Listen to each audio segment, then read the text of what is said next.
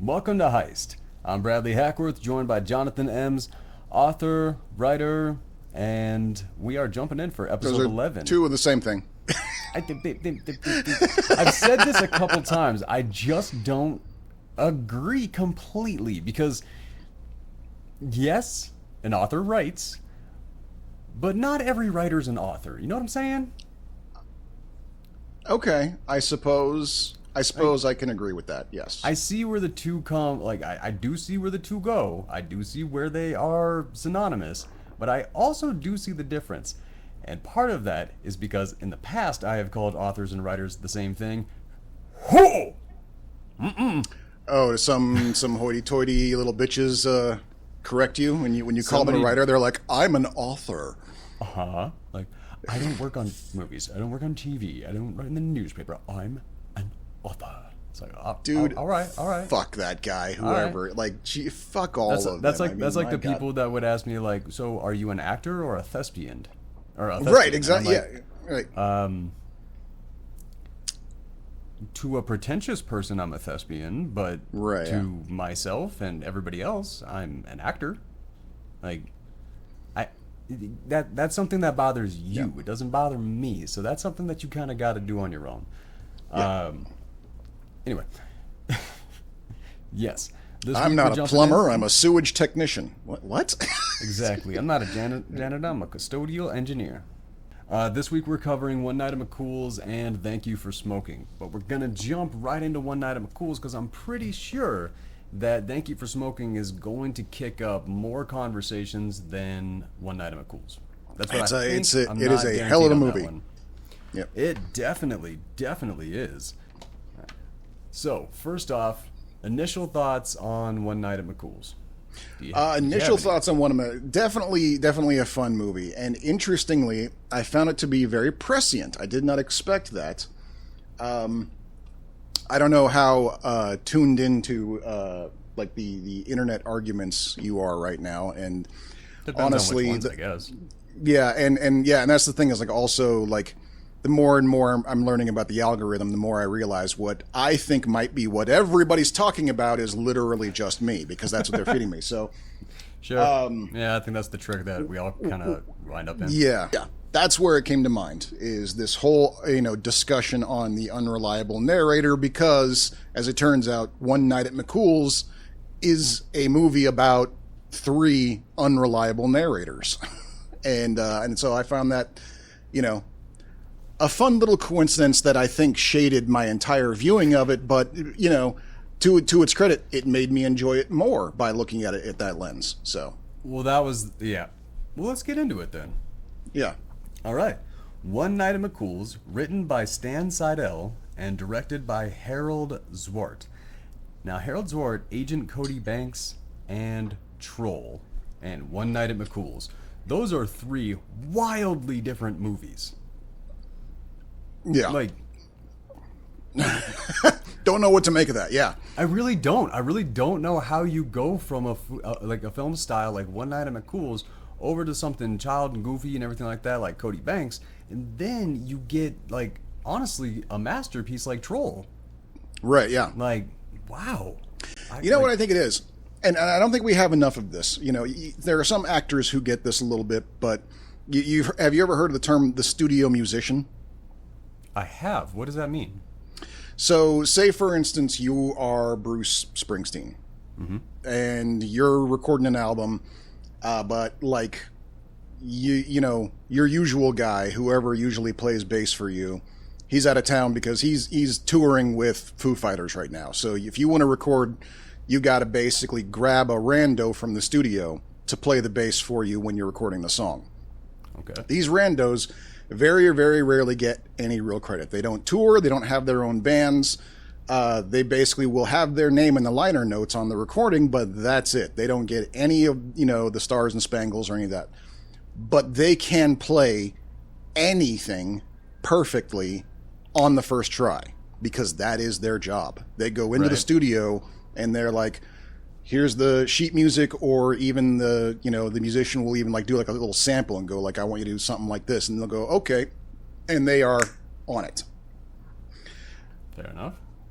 Maybe this guy is a studio musician of directors. They were just like, we have this movie we want to get made. Can you do it? And he's like, yeah, okay. How do you want it done? It's a comedy. Makes me want to look Comedy into it it is. Yeah, you know, Agent Cody Banks. What's this? It's a vehicle for Frankie Muniz as a kid's spy movie. Okay, yeah, I guess I can do that. You know, that maybe that's maybe that's the kind of guy he is, which is weird because that means while he has like no apparent like style, he doesn't have something where you can go like, oh, this is this guy's movies. That also means, and that's the weird like irony of it is that means he's the more talented one because he could do any style. You wouldn't know it was him, as opposed to as much as you might really love Quentin Tarantino, you can spot a Tarantino movie a mile away because he has a very specific style. It's a good style we all love, but it's very specific. This guy could probably make a Tarantino movie and you wouldn't know it was him. You would think it was Tarantino because he has the studio musician ability. Possibly. I do want to see. I do want. I do kind of want to check out more of his work because what I have seen, I very much like, and I would not mind seeing have you seen Agent Cody Banks? I haven't, which is one of those things. Like I have to go. Like, so you're actually saying you want to go back and watch Agent Cody Banks to see if it's a better movie than you assumed it was? Well, I didn't watch Malcolm in the Middle. Like I wasn't a Frankie Muniz guy. Oh, so really? Oh, okay. Yeah. So I completely missed Frankie Muniz because he wasn't. He was big in the show that he was in, but after that, very shortly after that, he was gone. I guess that's true. Yeah, he didn't really continue on. Although, God, what was the movie? I'm gonna have to look this up later, but there was a movie that he did a cameo appearance in, and it was literally the funniest part of the whole movie. And now I can't. Oh no, I know what you're talking about, where he actually shows up as Frankie Muniz. Right. Exactly. Yes. Yeah. Okay. So you do know what I'm talking about. Plus, he also showed up and did a cameo in Harley Quinn, the animated series, which was honestly freaking hilarious. I don't remember that scene. I have seen that series, and I don't remember the scene. It's when Harley Quinn goes home and like she sees her like she's trapped in her memories or whatever, and then like Frankie Muniz comes up and winds up saving her because she had a huge crush on him. Right. Now I remember that was just stupid funny. That is the way that you do a child actor cameo. That is absolutely that was perfect. That was like I thought that was absolutely amazing. So One Night at McCool's, written by Stan Seidel, directed by Harald Zwart, starring Matt Dillon, Liv Tyler, John Goodman, and Paul Reiser, delightfully with Reba McEntire, Richard Jenkins, and Michael Douglas. I gotta say, man, just now every single piece of this cast made me so happy. Oh yeah, well, especially when you take so just beyond like you take the theme of what this movie is about, then you add the fact that it's Matt Dillon and Richard Jenkins thrown in there. You gotta ask, is this the unofficial sequel to There's Something About Mary? Because that's what it looks like. True, but the thing about like the biggest difference between Matt Dillon's performance in There's Something About Mary and Matt Dillon's performance here is because Matt Dillon was hilarious in this, but he played the straight man, the fish out of water, the whole way through. He wasn't doing comedy at all. Comedy was happening to him, and I think that is the best way to use Matt Dillon for comedy. Absolutely, 100%. He was way, way, way more in his element this time, for sure. Yeah. Yeah, and I don't know which one was more enjoyable to watch, because I actually did enjoy him and There's Something About Mary because of how different he was, and I never have seen Matt Dillon do a role like that. Sure. Like, literally, that one scene in There's Something About Mary where he's eavesdropping to all the women talk about all that, and then he has that one very particular kind of laugh. I've never heard him laugh like that, and it sold so well. It was so funny. I'm glad that he did that role. I'll give him that. Yeah. And also, this film was produced by the USA Network. Is that what that was? That's what that was. Wow. Okay. So USA Films, apparently, the film distribution from the USA Network. We should look into what other movies they've done, because that's a particularly niche market, I think. I think so, and if they nailed it like this, yeah, I want to know what else they did. With the 3 openings that we get for this movie, One Night at McCool's, we open in on the bingo hall, and Matt Dillon begins his fish out of water character. And he just, literally, this whole movie, he does not belong in any single situation after his intro as a bartender. Douglas's character, like, this is what I thought. Or I love this. He goes in, he's looking over, everybody's like, okay, who's the assassin? Who's the guy? Like, what does he look like? And then he finds him, and he tries to give him that line about, like, that code and all that. And then Michael Douglas looks back at me, he's like, oh, yeah. Huh? Yeah, like, what? Yeah. He's like, forgot what I was supposed to say. I forgot the line. That, I thought, I really enjoyed that, because I feel like that told us exactly what kind of movie this is going to be right off the bat. Now we get Paul Reiser and Reba McEntire. Reba as an honestly hilariously judgmental therapist. Like, I couldn't get enough of that. And she was also the perfect person to play off of Paul Reiser. Right, because if there is a guy who needs to be taken down a peg, it's his character. So if, like, a therapist that's coddling him is not going to do a good job. He needs a therapist that's going to smack him around. I had a weird moment this morning, because like I said, The Boys came out today, and I went in to go sneak an episode, and I forgot Paul Reiser was in The Boys. He is one of the greatest character in The Boys, and he's only in like 2 episodes. But he plays the legend. And right, I forgot about that. Yeah, dude, that was so funny. And now I gotta go back and watch season 3 of The Boys again. Sucks to be me, but oh man, I'm looking forward to it, because honestly, Paul Reiser's funny, man. Paul Reiser was weirdly, like, he's one of those, like, I don't want to say underrated, because when he was in his heyday, he was doing just fine. He was in plenty of movies. He was kicking all over. He had like 2 sitcoms that went on for quite a while, right? Yeah, I know Mad About You was one, and I know, my family watched that religiously every week. I can't remember what his other one was, but yeah, he did have a second one that did pretty good.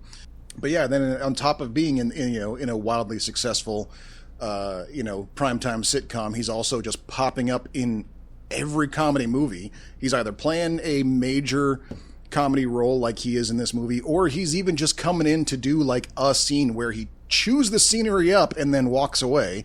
Like, that's the weird thing, is like, you feel like because he's not like the top billing in anything he's in, you feel like, he hasn't really gotten his due.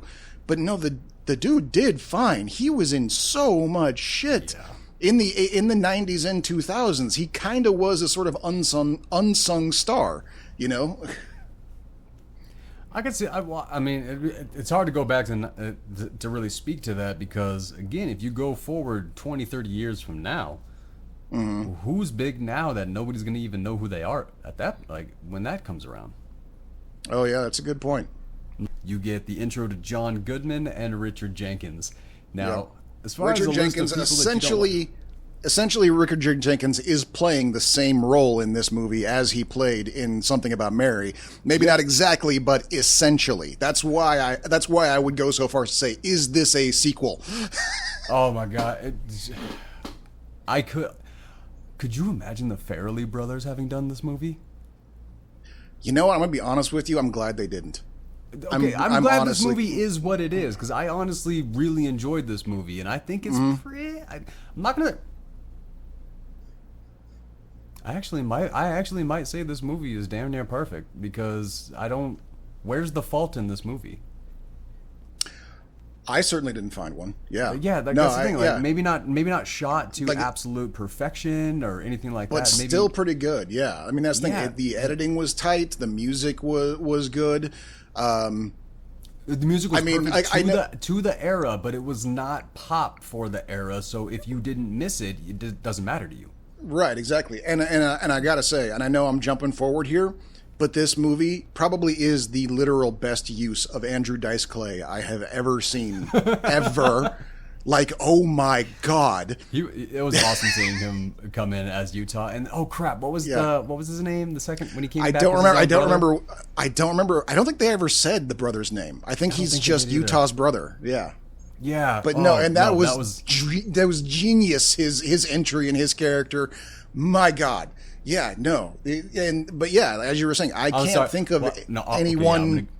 I can't think of any one thing to say was a flaw of this movie, and I think that's probably why I'm saying I'm glad that the Farrelly brothers didn't, because if the Farrelly brothers had done this movie, it probably would have still been pretty good, but it would have been full of a lot of flaws because they're kind of shoddy in how they do these things. They go more for the shock value than they need to most of the time.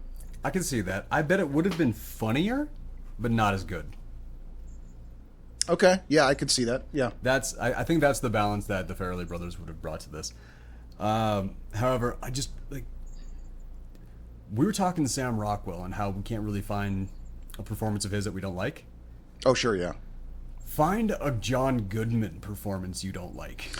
Oh yeah, my God, that's for sure. No, that's not, even going to somebody and being like, you can be subjective. Do you not like any, go through it, you ain't gonna find one. No, yeah. John Goodman, I love this man. Yeah, he absolutely steals every scene that he's in throughout all of time, for sure. Yeah.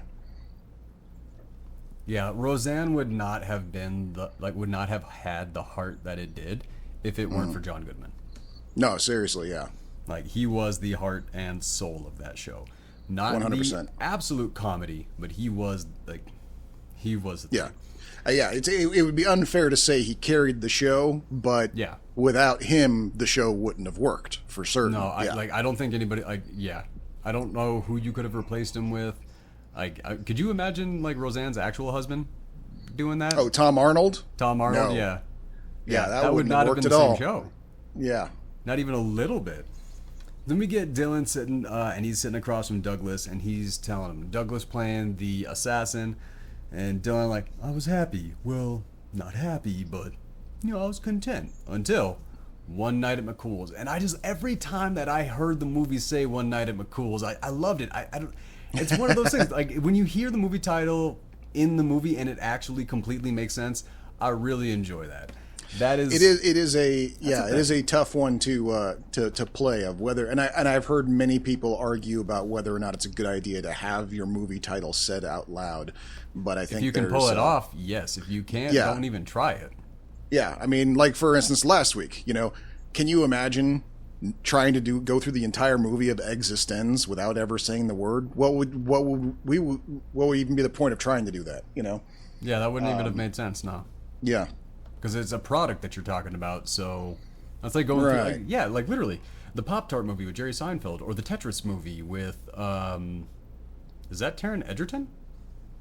I don't remember. I haven't seen the Tetris movie yet, actually. Neither have I, but it actually does kind of look a lot of fun. It weirdly looks, like a good movie. It does look really interesting. So as we're going through this movie, we do get the three ultimate perspectives, and I think Dillon's is the true perspective, the one that actually happened. And I have reason for that, and I will get into it. So, Dillon's perspective, Reiser's in there, he's drunk, he's this super thirsty, just oh yeah, talk about all these women and like that, and yeah, I'm married, but we can go hook up with these, right, yeah. That seemed this is what I really go. It definitely fits in with what we see of him, how he talks to his therapist. You can absolutely believe that that's what he's like when he's drunk, for sure. Yeah. Yes.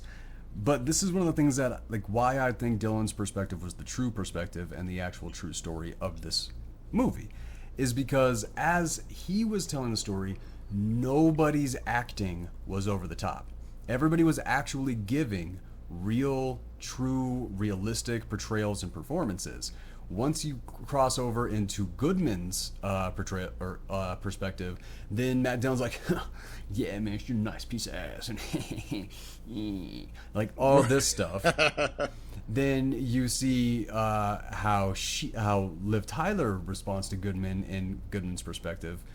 Right. When you're over in Reiser's perspective, you see how Liv Tyler moves and the angel lighting and all of these things. But when you see Dillon's perspective, it just kind of seems everybody's actually natural. Right. And That's okay. my justification. I don't entirely disagree. I think it would be I'm going to think on that one as we continue on. Yeah. So right. This is where we see the screaming and all of this, and he's locking up the bar, he's getting out and rescuing the damsel in distress. And like this is where the switch kind of flips for Liv Tyler with them. Is he's like, okay, you good? Yeah, okay, bye. And he just tries to leave. And she's like, wait, what? Like, she's like, no. Damsel in distress, do your thing. Come on. Do you have a stereo? Right. all of this. Her whole character, I hated her, and I loved how much I got to hate her the whole time. Oh yeah. It was so and good. how well she just plays everybody in this, and yeah, and it's weird too because she, to Liv Tyler's credit in her performance of this character is that we're looking at a character who is absolutely devious and manipulative, but you can tell it's like almost reflex for her. Like she is. Oh, she's a true sociopath. Right. Yeah, and she really genuinely does not. Like, she doesn't really get it. She is very much just like, well, I guess this is what I'm supposed to do. Like there's no real. I don't know if I could say she doesn't get it. I think she gets it more than anybody. Like she's the one living outside of the Matrix. Yes, but I was gonna say without saying she's an airhead because I don't think she's that dumb.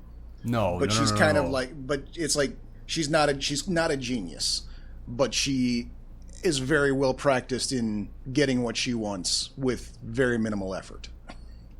And so it's like there is a level of innocence there that she is like, well, what else has she got going? It's not like, it's not like she can go work for NASA, obviously. But at the same time, it's like, right. But at the same time, it's like. Did you ever wind up wondering how big her kill count was? I did, yes. I did wonder that a little bit. Yeah, I was like, okay, this is not the first, second, fifth. Like, she's been doing this for a minute. Right, and then yeah. I'm glad that I don't have one. I'm glad that we weren't given one. They were set up for a sequel. Oh, absolutely. Yeah. And I'm so glad that they had the restraint and the understanding to not do that. Thank God. Just thank God. Probably everyone involved when they were calling up and be just like, "Hey, Dillon, you want to go for part 2?" Dillon's like, "No, thanks. I'm gonna do Wild Things 2 instead."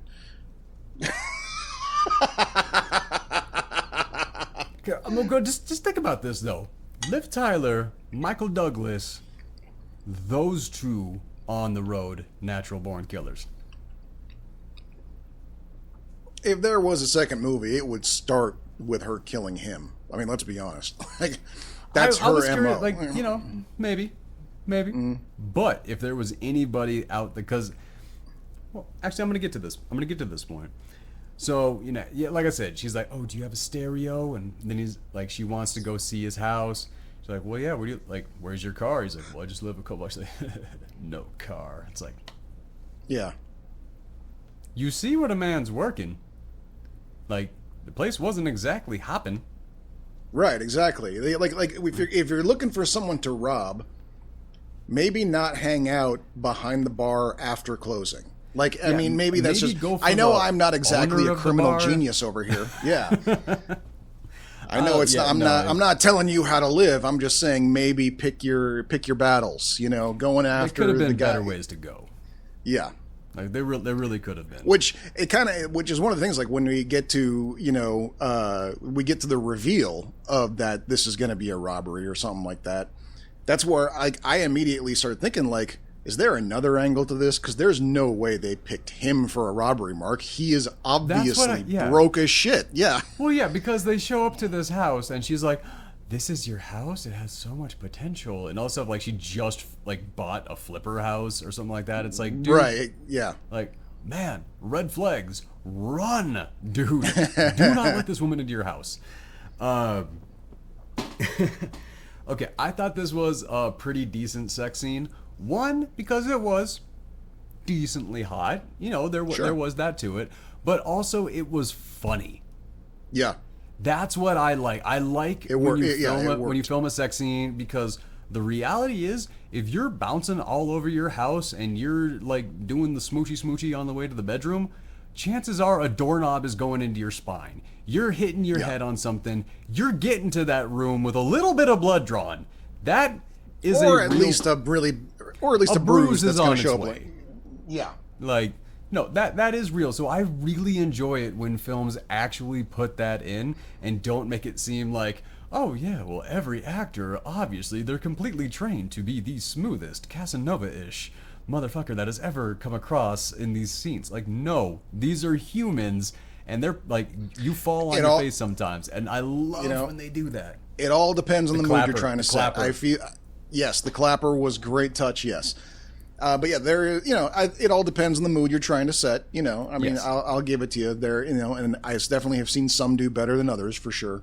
Of course. But yeah, I think it was a good. I guess this thing is like your sex scene should set the mood of your movie. I will agree with that. It should be reflective over the tone of everything. It shouldn't break the watch or the audience member from what they're watching. They shouldn't be It shouldn't be in too one good. mood going into it, come out of it in a different mood, and then have to be put back in the mood for the regular story. Right, yeah. Completely serious, with you there. serious sex scene for a serious movie, goofy sex scene for a goofy movie. Don't take it too far one way or the other, unless we're talking some character building shit. Sometimes, yes, you can. Sometimes you can reverse it if it's supposed to be a character moment. So this This is one of those. This is some deep film theory we're getting into here. Sure. This was one of those just kind of funny things that I saw in the trivia. So for Liv Tyler to get the really big boobs during some of the scenes, they didn't just stuff her bra. They took straight up 90s dress shoulder pads and put them in there.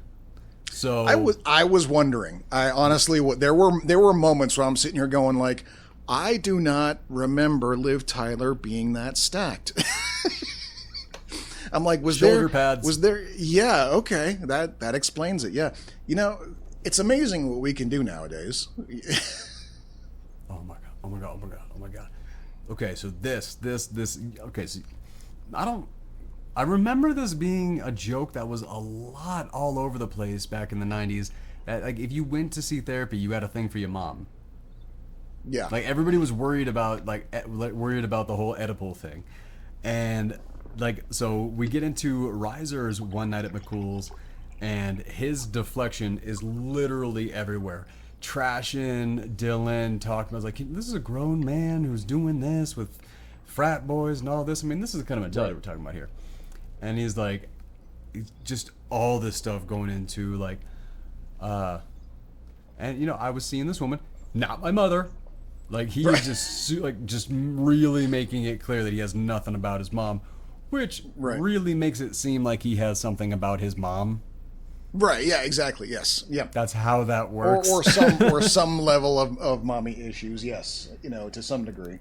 Yeah, so he's in the bar, he's getting trashed, he's like walking out of there, and then he sees them like setting up the scheme to run a scam on Dillon, and instead passes out in his car. Passes out, yes. Which Like you do. you know, yeah. I know they played that off as like, see what a shithead he is, but let's be honest, we've all been there. Oh yeah, man. Like, Yeah, it's not. I mean, that's the problem with alcohol, is that it literally does that to you. You know, so it's like we already know he's a piece of shit. We don't need to pretend like he's more of a piece of shit because he fell asleep in the middle of his friend's mugging or whatever. Because that's what happens. That's what happens. Yes, sir. Then we get back into the perspective of Dillon and Tyler and Liv. And I'm sorry, this was just too funny for me, and I was laughing way too hard. He comes out of the bedroom, and he's putting his shirt back on, and she's got the phone in her lap, and she's all crying, and he comes out, he's like, oh, man, look, I only took one psychology class, but I do understand that you feel sad after sex. I personally Sad don't, or but, guilt. There's some like, feelings yeah. of sadness or guilt. Yeah. I'm so like. Here's the thing. Like, I think they were trying to play him a little bit like a douche or something like that. But all I saw was just a lovable, dopey dude who just didn't know the right shit to say. Like, exactly. Yeah. This is exactly. I never the had kind a of bad dude that opinion about Matt Dillon in this movie. Like, Same here. Yeah. This is exactly the kind of dude that I would want to have as my bartender. Honestly, like 100%. Like, yeah. This I figured you would be, you would probably get a kick out of. When she's talking about Utah, and she tells him, like, we have this grift, we do this thing, I go, we find somebody, and then we rob them. And I was like, Utah? Like the Mormon state? Right, yeah. I knew, as soon as the Mormon joke came out, I knew you were going to be laughing at that one. Well, you know what was funny, too, is like the first time she mentions him, I didn't know that's like she, because he goes like, well, you know, maybe you could just you know get rid of the guy or leave him or something like that. And she goes, well, you don't know Utah. I literally thought she was talking about the state of Utah, and where women are not allowed to leave their husbands. Yeah. Hey, I didn't catch that. That's a good double entendre there. But you know, yeah, I mean, and then it wasn't until later on where he's literally saying like, "You must be Utah," and I'm like, "Oh, that his name is Utah." Yeah. Also, when he comes around the corner and he shows up there, at, like, I'm sorry, he was chewing the scenery to pieces. Absolutely. Oh my! Like I said, best use of Andrew Dice Clay ever, and he knew it. He was like, "Oh, I am here to destroy," like, and he did like, exactly that. I'm taking it. Yeah. Also, like when he was like, "Oh, you gotta watch, huh?" Chewing, yeah. That was brilliant. Oh my god, that was so funny. Laughed out loud at that one. That was yeah. Yeah, no, that was too I good. really. I'd say I wish he was in more of the movie, but honestly, it was a perfect dosage. Both characters he played were right where they needed to be perfectly. But yeah, I like that. He's like, you don't got a car? You're right. Even bums don't not got cars. I got a car. The losers got a car. What does that make you? Yeah, like, exactly. Literally. Yeah. Literally, just that one line. The way he said that. Even bums don't not got. I loved the way that he said that. That was so good. I like that. That got me. And then later on when he's got the stolen watch, he's like, "There any other features? There any other features on this thing?" Like, just very casually, like. And then he's like, telling me how to use this? It's easy. You just do this, and like, he winds up super like such an asshole, a little bit scary, but when he throws the charm on, it actually is charming.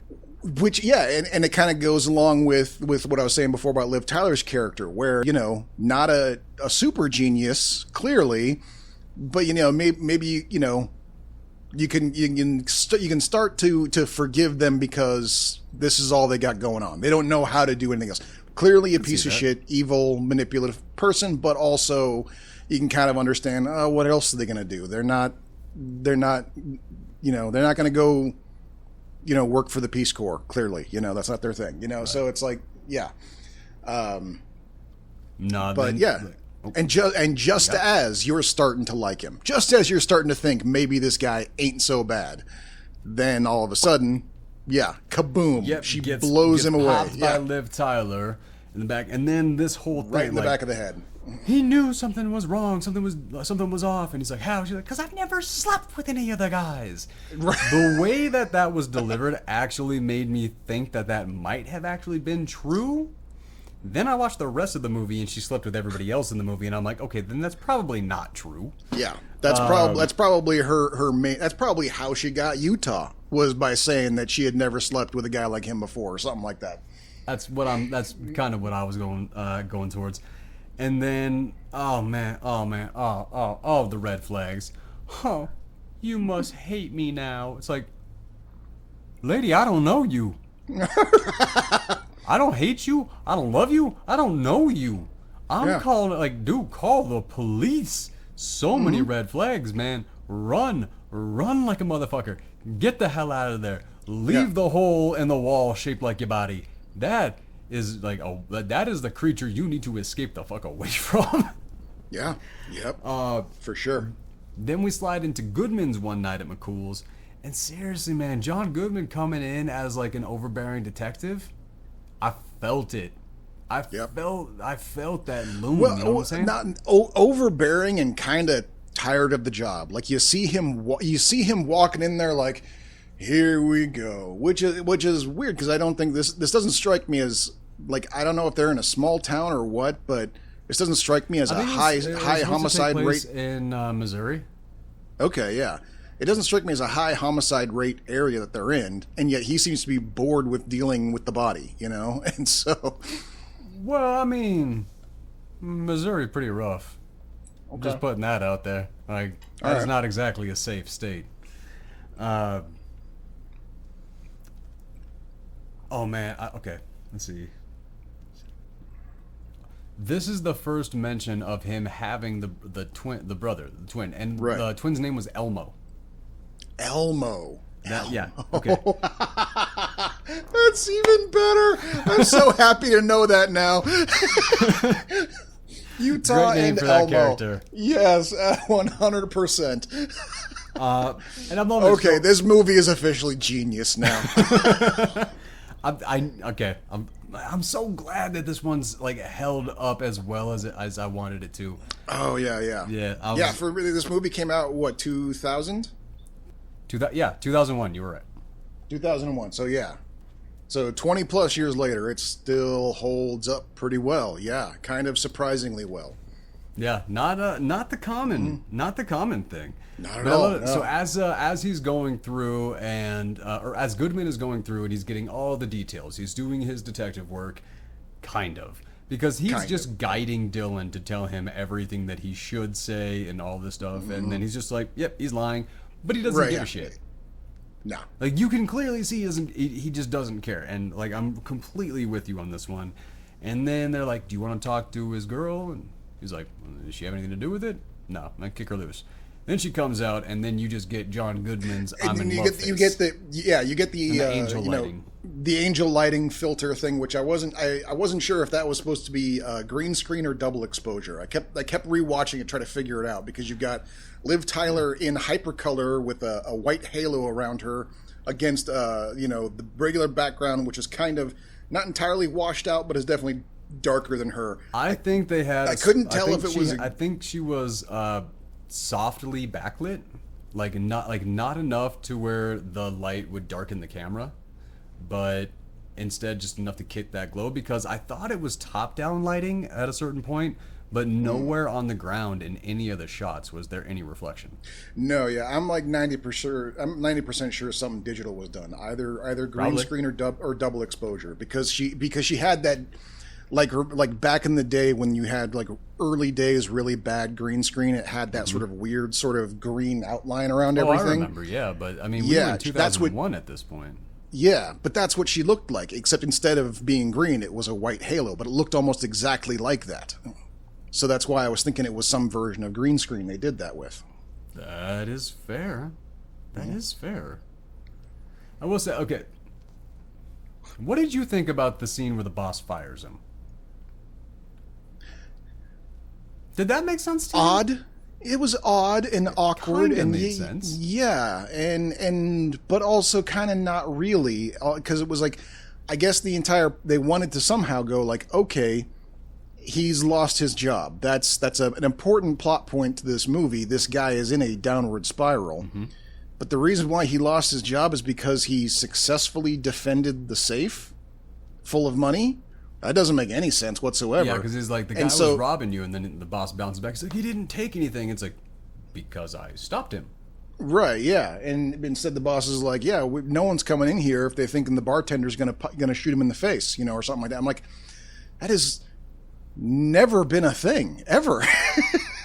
Like, some of the best bars are the ones where you're afraid that the bartender's going to shoot you in the face. Like, that's your bread and butter right there. It is kind of. There is a certain degree of comfort to that, because if you go to a bar where there is no bouncers, stuff gets out of hand. You're just part of the fray at that point. But if you go to a place that has bouncers, the bartender is somebody you don't really want to mess with, if some starts popping off, you're not really too worried about it coming over to you because somebody's going to come in and squash that before it even gets there. Exactly. Yes. No, So yeah, I don't know. I don't know what the thinking was there. And the guy who played the boss was a kind of. I was wondering if he was like the director doing a cameo because he wasn't like putting on a performance.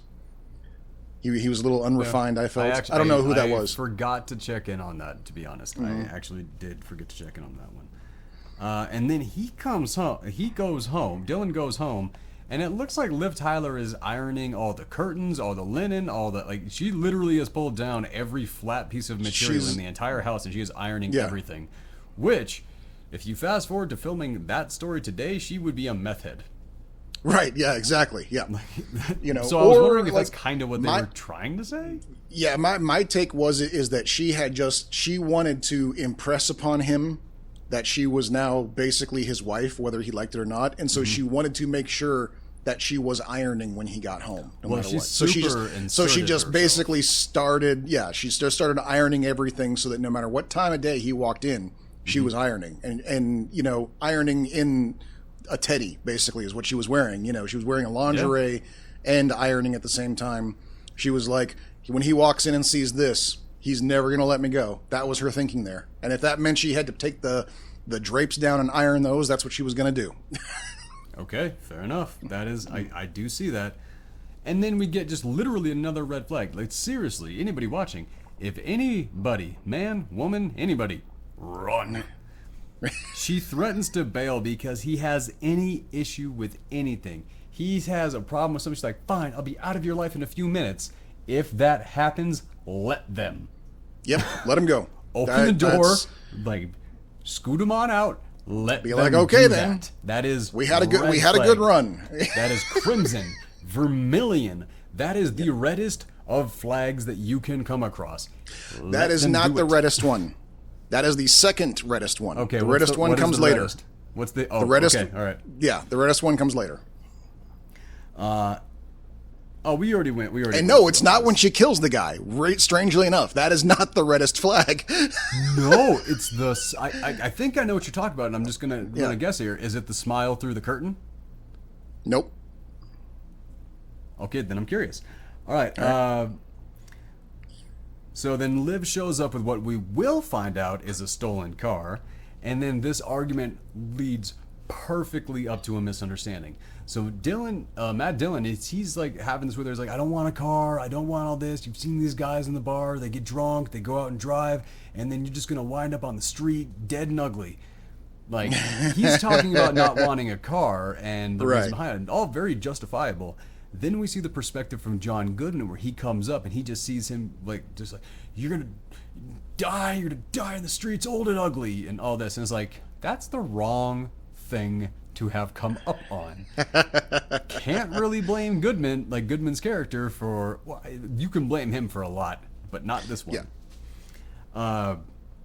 Again, which brings us back to the unreliable narrator. Very true, very true. But this scene, Goodman overhears and kicks it in, and his perspective on Dillon has him looking like a real piece of work. Which where we're saying the unreliable narrator, I think that's Goodman, I think that's Reiser, but I think we get the true story from Dillon.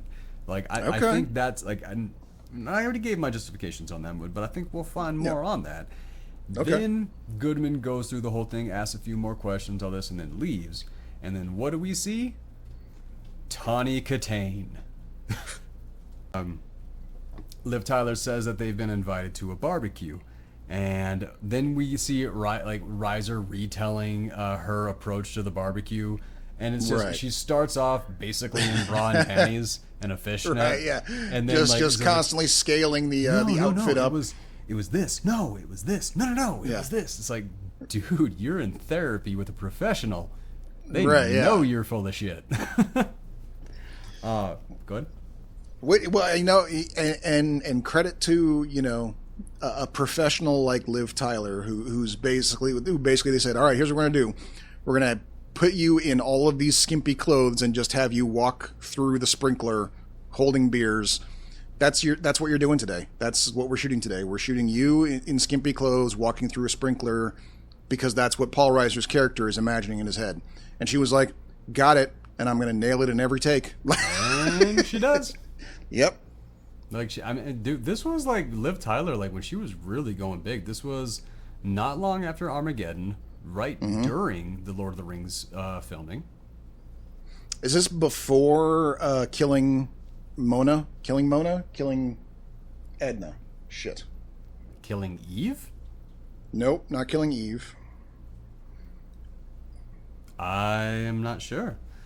Reiser's arrogance is unbelievably intense. So Reba McEntire is like, so you think all women are into you? He's like, I have, women are into me. They just got that. She's like, do you think I was like, well, you're a professional, but even so, when I first walked in here, it's like, dude, your arrogance is off the charts. That was a remarkable and telling scene.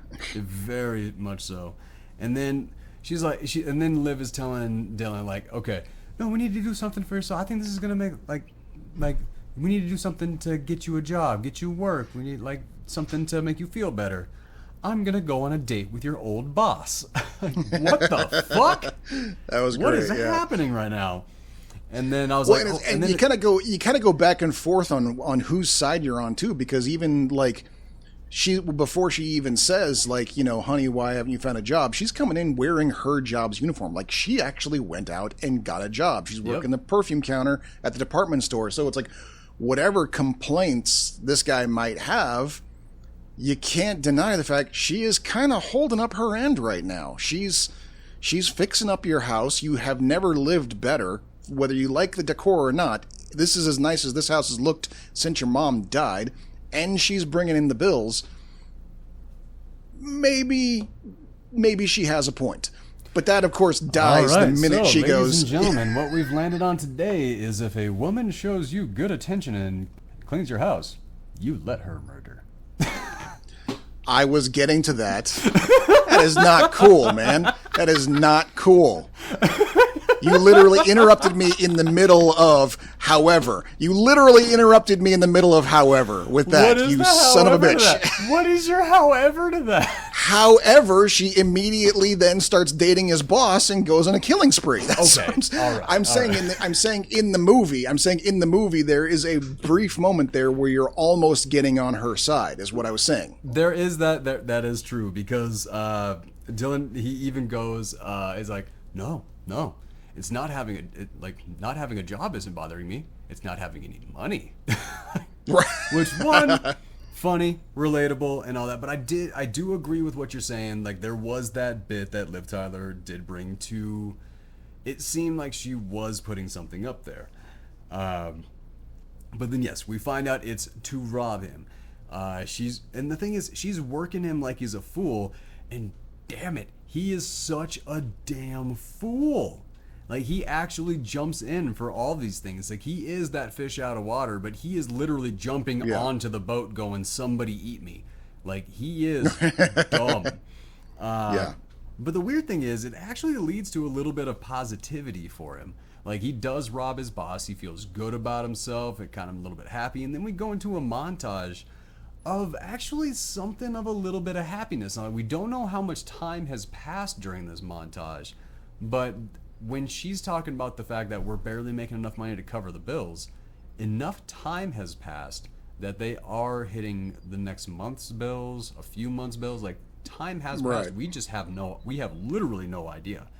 No, yeah, that's the weird thing, is that you can tell time is going by because we're seeing the house get fixed up. But yeah, we haven't the faintest clue how much. Like, there's no one saying, like, and then a month later, I'm back at her house. No, he's saying, I'm constantly thinking at her and I keep finding myself back at her house. Like that, like there's no given of time whatsoever. But we know time is passing. Usually I don't like that. This time I did. Like I did. Like that. The passage of time did not matter to me. Yeah, at all. It made it flow better, and yeah, you didn't need to get hung up on exactly what was going on here. Yeah, which is weird because for me, details are like the thing that I really love the most. But if you do such a good job that I don't even care about the details, you did good. Yeah, like you really did. Okay, I'm gonna like this right here. This. Let me show you what makes me happy. And then they start walking back to the bedroom, and he's all taking his pants off and getting ready for some boom boom. And then, like, she goes to the scrapbook, and, like, he's just, like, frantically trying to pick his pants back up. That is a scene that they have tossed into quite a few things. However, that is a scene that I really think is funny every time they do it. That gets me every single time. That like innocent, goofy misunderstanding and then trying to go back and cover it up. That's just something that really, like, it cracks me up. Then off to rob the lawyer. This is where we see that Liv Tyler's character is a true psychopath. Right. Yeah. Yep, okay, exactly. I was waiting. I was curious. It looked like you froze for a second there because you were just staring down. Sorry. Yeah, no, I was looking for this movie, this other Liv Tyler movie that I was thinking of, and it looks like I found the movie, but it looks like I was wrong. It wasn't her. I'm wondering who the hell now I was thinking of. Oh, gotcha. All right. Let me know when you jump back in. When they're off to rob this lawyer, now this lawyer also, we've talked a lot of red flags about Liv Tyler. This dude is the male version. All the red flags, everything, like this. It was Nev Campbell. I was thinking of Nev Campbell. Nev Campbell, gotcha. Yeah. So this lawyer, like they're gonna go on a date. Nope, not to date. Go to the house first. Ladies, run at that moment. That is not okay. Yep. Get the hell out of there. Yeah. He's trying to force the door open and working real hard at that. You punch him and you just beat feet. That's what you do. Take the car. Moment. That's take the car moment. Hey, you know what? Yeah, good idea. Yeah. No, dude tries to SA you. Yeah, take his damn car. Yep. Yeah, absolutely. Okay. So like I said, this lawyer is obviously a huge red flag.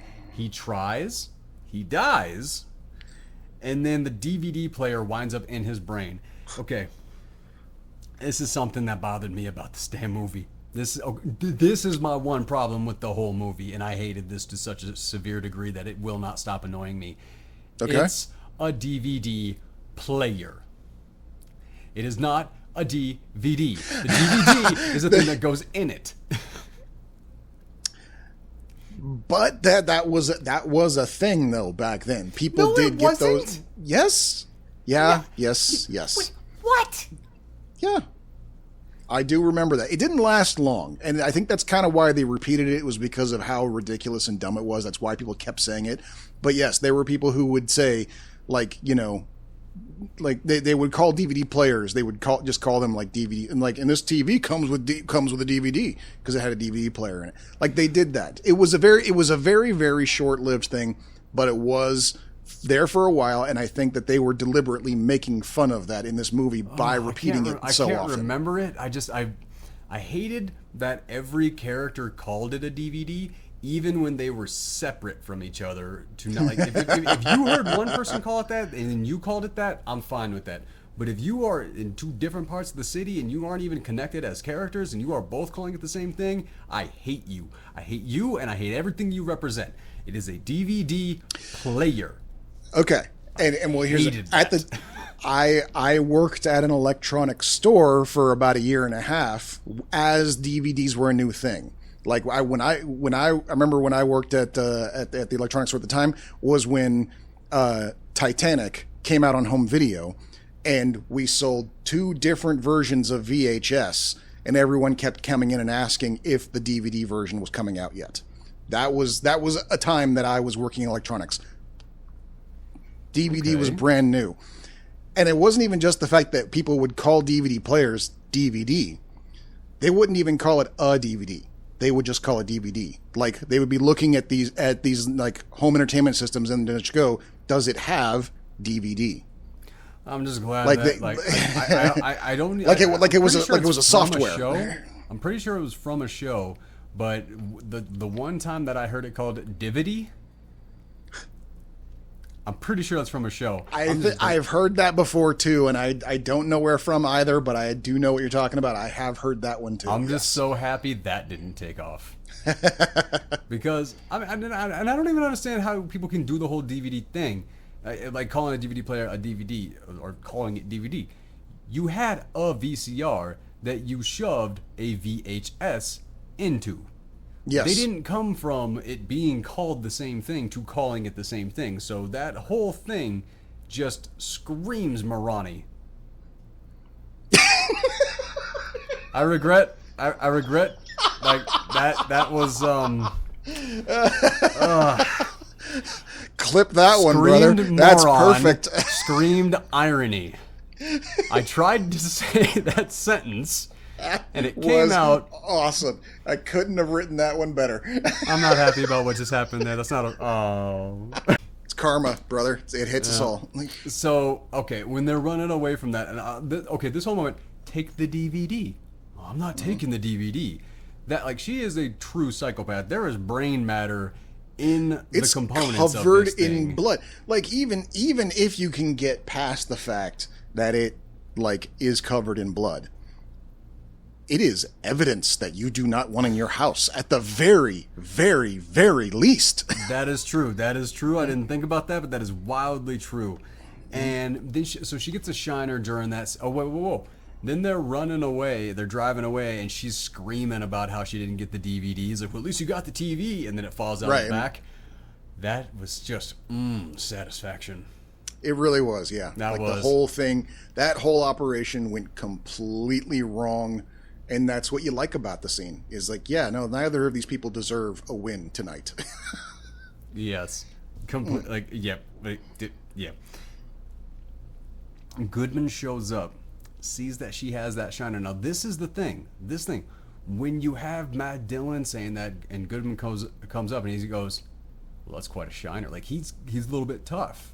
Like, everything like that. Like, you see it, how you'd see a cop, a little bit guarded, asking the question, everything like that.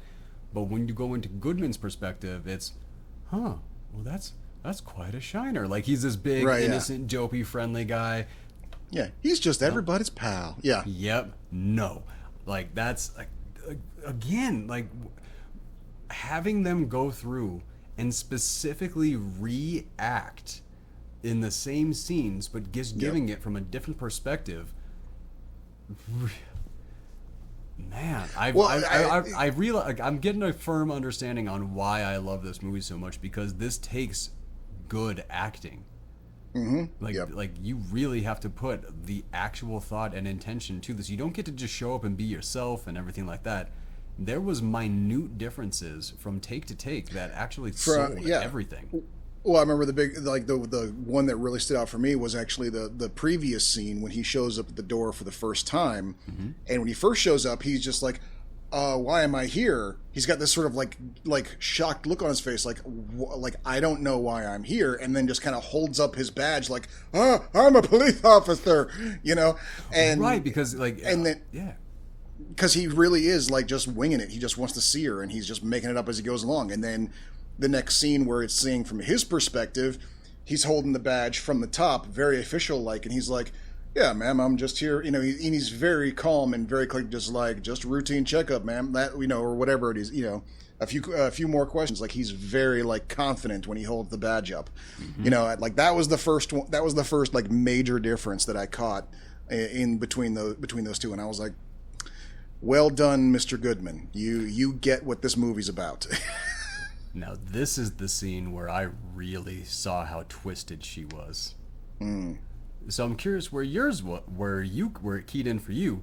But when Goodman is pushing Dillon away and he's like that, Tyler is just standing there at the screen door with this smile on her face that if Goodman turned around, he would see an innocent smile. But if you're looking at her, you see a true frickin' psychopath.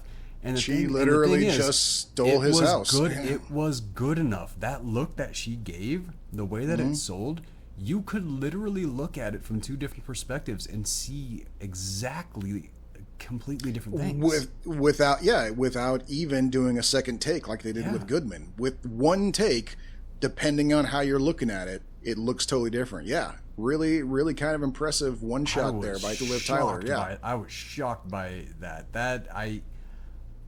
Wow. That was really, really tremendous. I thought that was incredible. The BDSM scene with Reiser. Did not see that coming, but oh my God. That was amazing.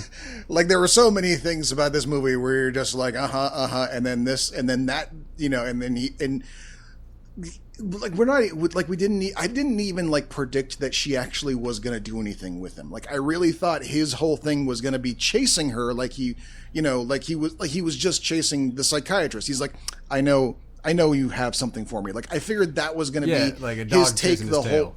Right. I figured that was going to be his perspective the whole time, but then all of a sudden, out of nowhere, no, they did sleep together, and she beat the shit out of him with a freaking riding crop. Like, well, and it's like, okay, out of left field. And you know what? Here's the thing: the Farrelly brothers would have ruined that joke. It would not have been funny. It would not have been funny if they did it. I'm sorry, like the way that she's just sounded like, will you give me legal advice? Reiser, I will give you legal advice. I will give you. Yeah. And then he breaks character from the BDSM. He's like, I'm saying I will give you legal advice. Right. Yeah. That was his best moment of this movie. Absolutely. Yes. Like hands down. Actually, easy, no. I will say he had one better moment. It's not the end, is it? No, not at the end. Okay. Near the end. The moment when he and John Goodman see each other for the first time. Oh, and he just goes into attack lawyer mode? No. There's it's that first look. They see each other, and they're both really confused at the same time, and they slowly he shuts the door he just kind of very calmly shuts the door with that look in his eye at the same time that John Goodman's drawing his gun, but also very slowly, like, what's going on here? Like that. It was that just very slow of like, okay, so this is what we're doing now, kind of thing between the two of them. That I feel was Reiser's best moment. It was a good moment for Goodman as well, but Goodman had more better moments throughout the movie. So I can see that, but yeah. I am sticking with. I'm going to stick with the moment that the BDSM is my favorite Paul Reiser moment from this movie. Okay, that's fair. And then Stalker Goodman. It's like if you didn't, it must have been an order from God. Like if you didn't know any better, you'd think I was stalking her. It's like because you were stalking her. Yeah. That's how that goes, buddy. Yep. You can't really do that. I don't know about you, this might have been just me, but there were moments in this where, especially when he keeps comparing her to his dead wife.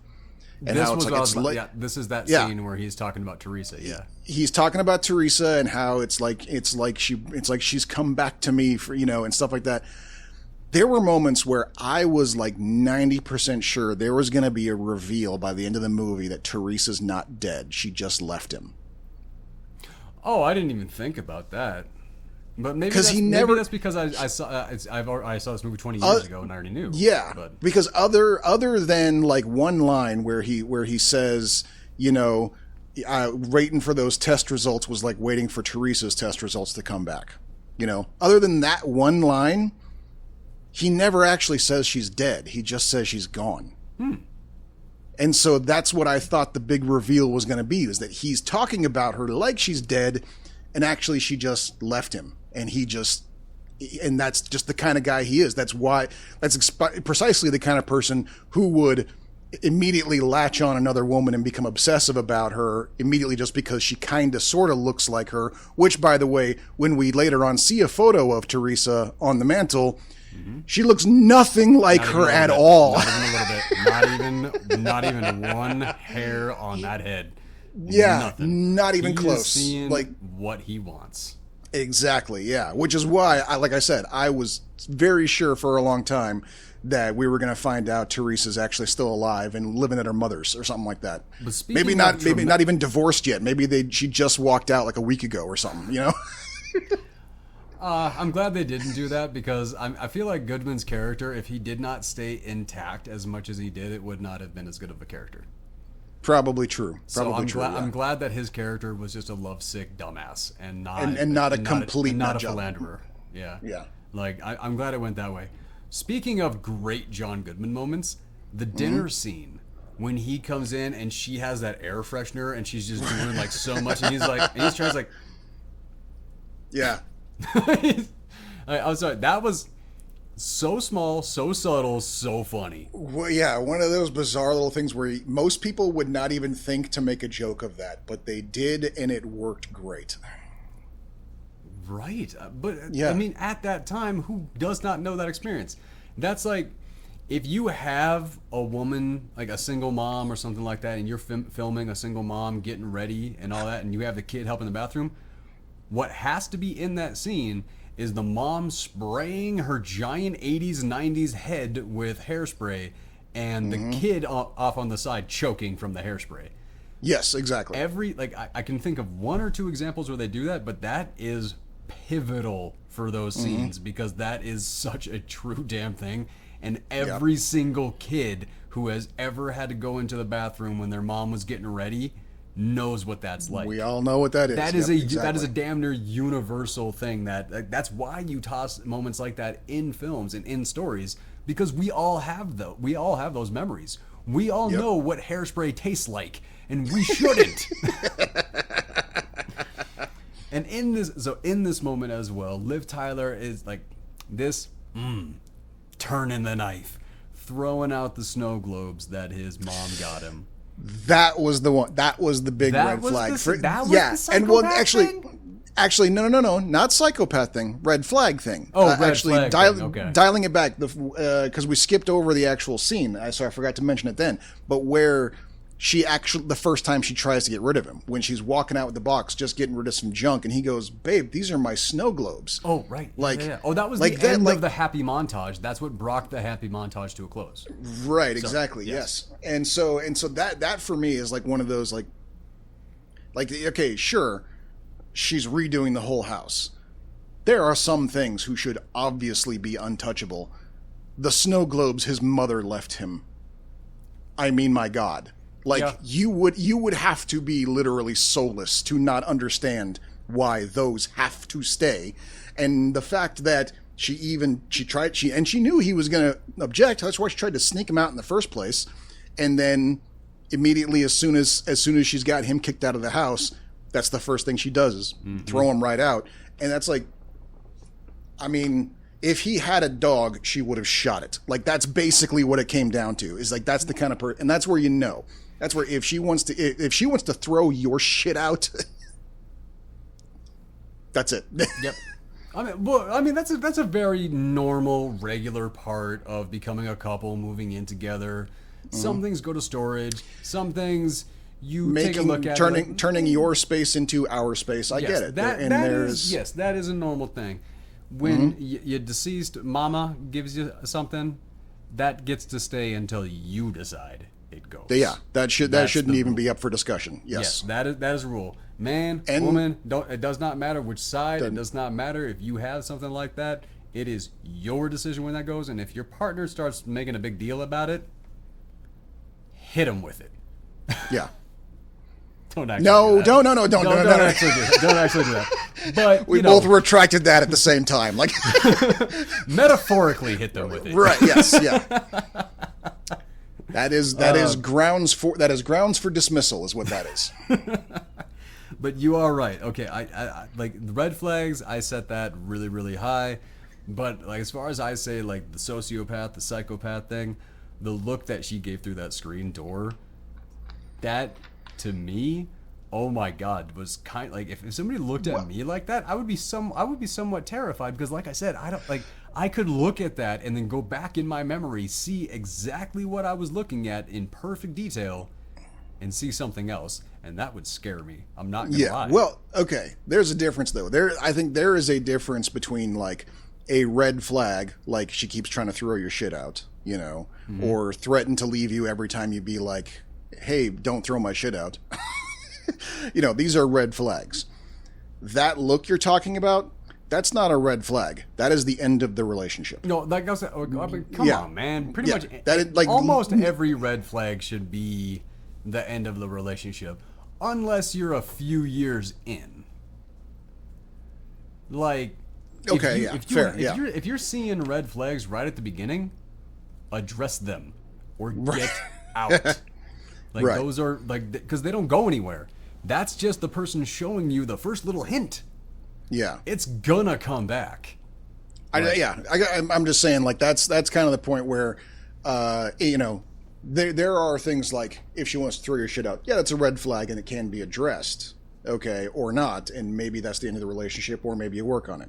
Mm-hmm. But that scene you're talking about, the grin as he's being kicked out. That's just the end of the relationship. If he had continued trying to pursue her and be like, baby, we can work this out, then he's just the dumbest person in the world, because there is no other way of interpreting this, that she literally just She didn't lie, but she allowed the cop to believe that she had been abused and was now kicking him out of his own house for it, and she was getting her jollies off of it from the porch. I'm sorry, if you try to make up with her after that, you need therapy. Oh, you're the red flag at that point, yeah. Exactly, yes. So I'm not sure if this is a continuity error or a hint that she was trying to get the house before she actually got him kicked out. Because when there was that BDSM moment with Paul Reiser and everything like that, and talking about the legal counsel, that was after the murder. But in therapy, when he's talking to Reba McEntire, he says, like, I've been waiting for her to call me. I've been waiting on this, but I actually hooked her up with one of my other associates. But that associate and the murder scene from that associate happened before this BDSM scene. So I'm a little bit curious if that's a continuity error or if their sexual congress had been going on for longer than we knew. That's a good question. I remember thinking about that one too, wondering about that. I felt like something. I was like, it feels like a nugget of information was dropped there, but it kind of it continued on so quickly. I kind of forgot about it almost immediately. I think that BDSM scene was supposed to be earlier in the movie before he got kicked out of the house. So they've been sleeping together for a while. Yeah. Okay. Yeah, that's what I was thinking. So then Goodman shows up to Reiser and he sees that he got the dead guy office, way setting Reiser up to be part of the murder.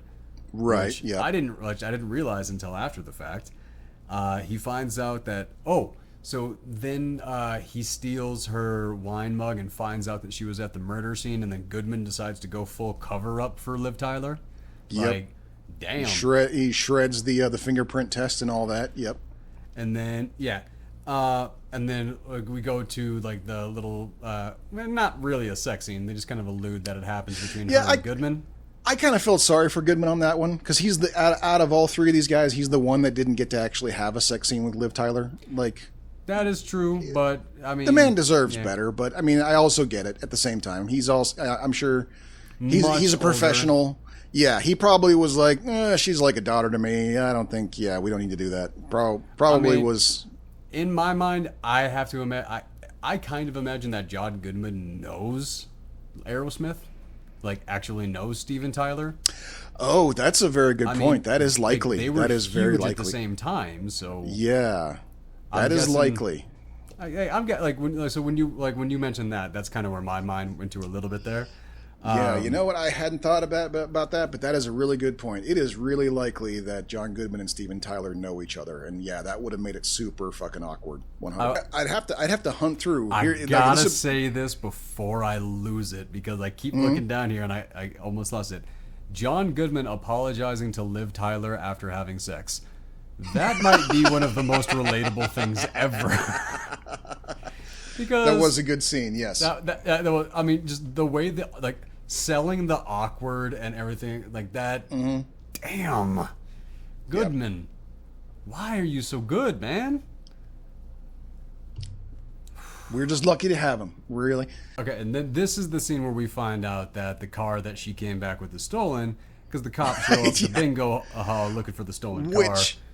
Boy, my God, we should have seen that one coming. Really should have, but I weirdly didn't. Me neither. Yeah. Like, obvious. Like, she's like, oh, yeah, no, my friend lent it to me. Like, oh, my God, of course the car's stolen. How did we, as the audience, not realize that? Right. Didn't even cross my mind for some reason. Yeah. It was just such a casual thing. Like, it just, that was one of those things. So, yeah, the cops show up to the bingo, and I loved Michael Douglas's response. So, honestly, if the cops are ever looking for you and they find your car, this is the way to say it. Like, they come out like, this your car? It's like, do I look like I drive that piece of shit? Like, right. Perfect response, man. That was great. And then Jenkins, Richard Jenkins as the priest, just pushing Goodman. You have to tell me every single part of the sexual congress so I can advise you. Like, my God. Yep. That was so funny. Plus, how drunk he was playing the priest at that point Oh, in the movie. yes, yeah. Oh, just drinking the sacramental wine out of the sacramental I cup. forgot. Yeah, and then he actually has that piece of bread that was stuck in the wine, and he's like, The Eucharist, yeah, and he's like, yeah, Thank you. which I thought was weird because we even saw him dump Dump the it all Eucharists out. Yeah, so it's like, how did another one get in there? That's weird, you know? didn't even matter. It worked. Didn't even like I didn't even care. And then so Jenkins tells Goodman he deserves the kind. I don't know why I happiness- know that. I didn't go to Catholic school. How do I know what those things are I called? have no idea. I did not know that that's what they were called, and I've been to Catholic church a couple of times. Never gonna go again because wow, that's too much guilt for me, man. I don't want to be in that room. Goodman tells Jenkins he deserves the kind of happiness a good woman can bring. Reiser just wants to feel something, and then he's cool getting hit by a car. You know, perfect time, like perfect. And then Reba like being okay. He's like, should I go see her? Time's up. Right, I yeah. love how she like. Sometimes when they do that time's up moment, it doesn't work. That worked. Reba made that work so goddamn well, and then Reiser's reaction to that so damn funny. I gotta give them so much credit for that. They made a good comedy duo. I would like to see them. I wish there had been more of those two. You know, They really did, Matt. You know what? Reba had a show. Was Paul Reiser ever on it? I don't know. I never never watched it. Yeah, So, I mean, given how much chemistry they had in that scene, I would that hope whole so, collection yeah. of scenes, I would love to. I agree with you. I'd love to see them do stuff together. Okay, dropping Dillon off at the motel, the payment, and then he goes in, calls Reiser to say that he's out of town. Sees the thing on the TV, which if you, okay, obviously you remember the psychics from the '90s. Call Miss Cleo. Yeah. Yep, I do my remember. God, that was perfect.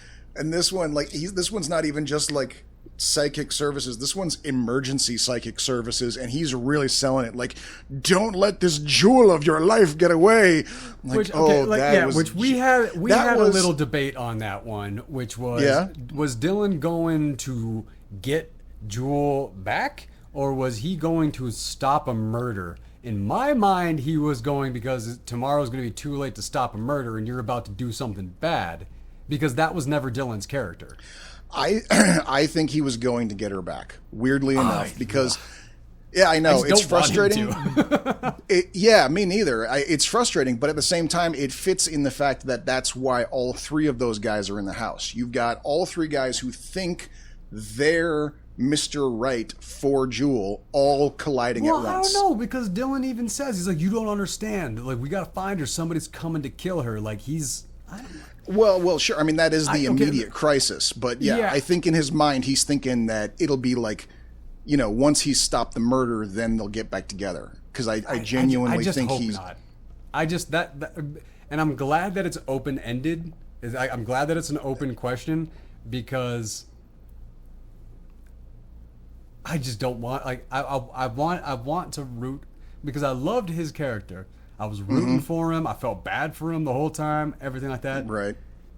He's just a dumb guy who's in over his head. He doesn't really have a bad bone in his body. He's just kind of stupid. Yeah. That's literally, he's just a dopey guy that a woman way out of his league showed up and, like, just at his job and just decided to take him for a run. Yeah. Like, so I like that it was left open. Another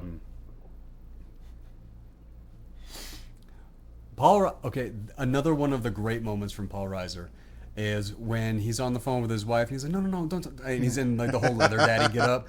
He's like, I don't want to talk to the kids. I don't want to talk to the Hey! And then like he finds out the dog got out and ran away. He's like, well, where's the dog's leash? And it's around his neck. Right, yeah. He realizes he's wearing it. Yeah. That was a good moment, yeah. That was a very good moment. That's one of those, like, you don't know, was that in the script or was that Reiser ad-libbing? Because it could go either way. Both ways. Yeah. Yeah, because he was that kind of funny, you know? Yeah. And then I did enjoy, like, Goodman getting all uniformed up to try to be sexy for Liv Tyler. Like, that's what that was. Because she even did mention, like, earlier, she was like, I bet you looked great in the uniform, and so that's why he's putting his old uniform on and heading on in, yeah. Yes, and then like everybody just rushing to get into the final positions for the movie. Douglas showing up, everybody like running in, and then where we alluded to, or what you were talking about earlier, where you have Reiser versus Goodman, where they just kind of realize each other is there. Yeah, and, then, and a like, very slow like, huh? Like, I need to react to this, but I also kind of want to understand it first. But like, should I be running away? Should I be drawing my gun? Yeah, I'm gonna go with drawing my gun. Yeah. Yes. And then it was a beautiful moment of comedy, I felt, for both of them. Yes. And then Dillon showing up to see Goodman in the officer's uniform, bending Reiser in the leather daddy outfit over the table. That scene lives rent-free in my mind. That is like, when I was thinking One Night at McCool's, that's what popped into my head. It's like, oh my God, I gotta see John Goodman doing this again. This is too funny. Yeah. And then I'm so happy. I'm so happy that Indian statue made it to the end of the movie. Mm-hmm. Because that set up the for that line. people. Yeah. Yep. Oh like, God. That was a lot of work to put into that one little joke, but it was worth How it. Absolutely worth worth it. To have the village people jumping being the final like battle song as it's going through, where you have John Goodman as the cop, you got Paul Reiser as the leather daddy, you got Matt Dillon, I think, playing the construction worker or something. But it's hard to say because he's basically just in denim. Yeah, he's in jeans and a shirt. Yeah. And then you have the wooden Native Indian American there. statue that is supposed to be playing like the Indian. And honestly, like, literally, Matt Dillon not being funny, but just like when Elmo shows up and he's like, I'm "Which gonna kill one one of you village people?" And then and then Matt Dillon's like, "Huh?" Matt Dillon's like, "Huh? Wait, what?" He is such a good. He is a funny straight man, and I think Matt Dillon, like, he's in another comedy with Owen Wilson, isn't he? I want to say yes, but I can't think of what that is. I don't think I said. Time to look it up. Yeah, all right. Because I've already done that like 3 times, so I might as well, Hey, you know what? While you're doing that just gives me an option to move forward. Okay. So then Dillon shows up. Oh, no. Liv gets the drop on Douglas, and then they both just like with watch a the show. giant gun as well. Like both of their guns are huge. Like they both had such giant guns. A, and she gets the drop on him. B, when he turned around and looked at her, I half expected her to go, "Daddy," like that. Literally, like they. That would have okay. I'm not gonna say I would have hated that because that might have worked, but I'm so glad it didn't go that way. Yes, me too. Because basically, as Dillon was sitting there telling the whole story, Douglas kept chiming in that she's no worse than the rest of them. Like, she sounds about as bad. She's like, "Well, you got yourself a nice watch." Like, he's talking himself into this as Dillon is telling him the story. And I caught that when he's getting all the worst of it. He's getting all the red flags ahead of time, and he's still going, "Sounds pretty good to me," Yep. Okay, and then Dillon survives his entire bout as a fish way out of water. Liv gets barely. Liv gets away clean. Reiser gets crushed by. I love this moment. He's run. Actually, no, another great Paul Reiser moment. When he's in the handcuffs and he drops down when the shooting starts, how fast he scurries away on his hands and knees in the leather outfit. That was that was so funny. That was too funny. I kind of wanted to I think we should give a quick hats off to whoever his stunt man was who dove headfirst through a window with his hands handcuffed behind his back, shirtless, except for a couple leather straps. That probably was the most expensive 5 seconds in the entire movie to get that stuntman. It was a really good shot, and that stuntman nailed it. And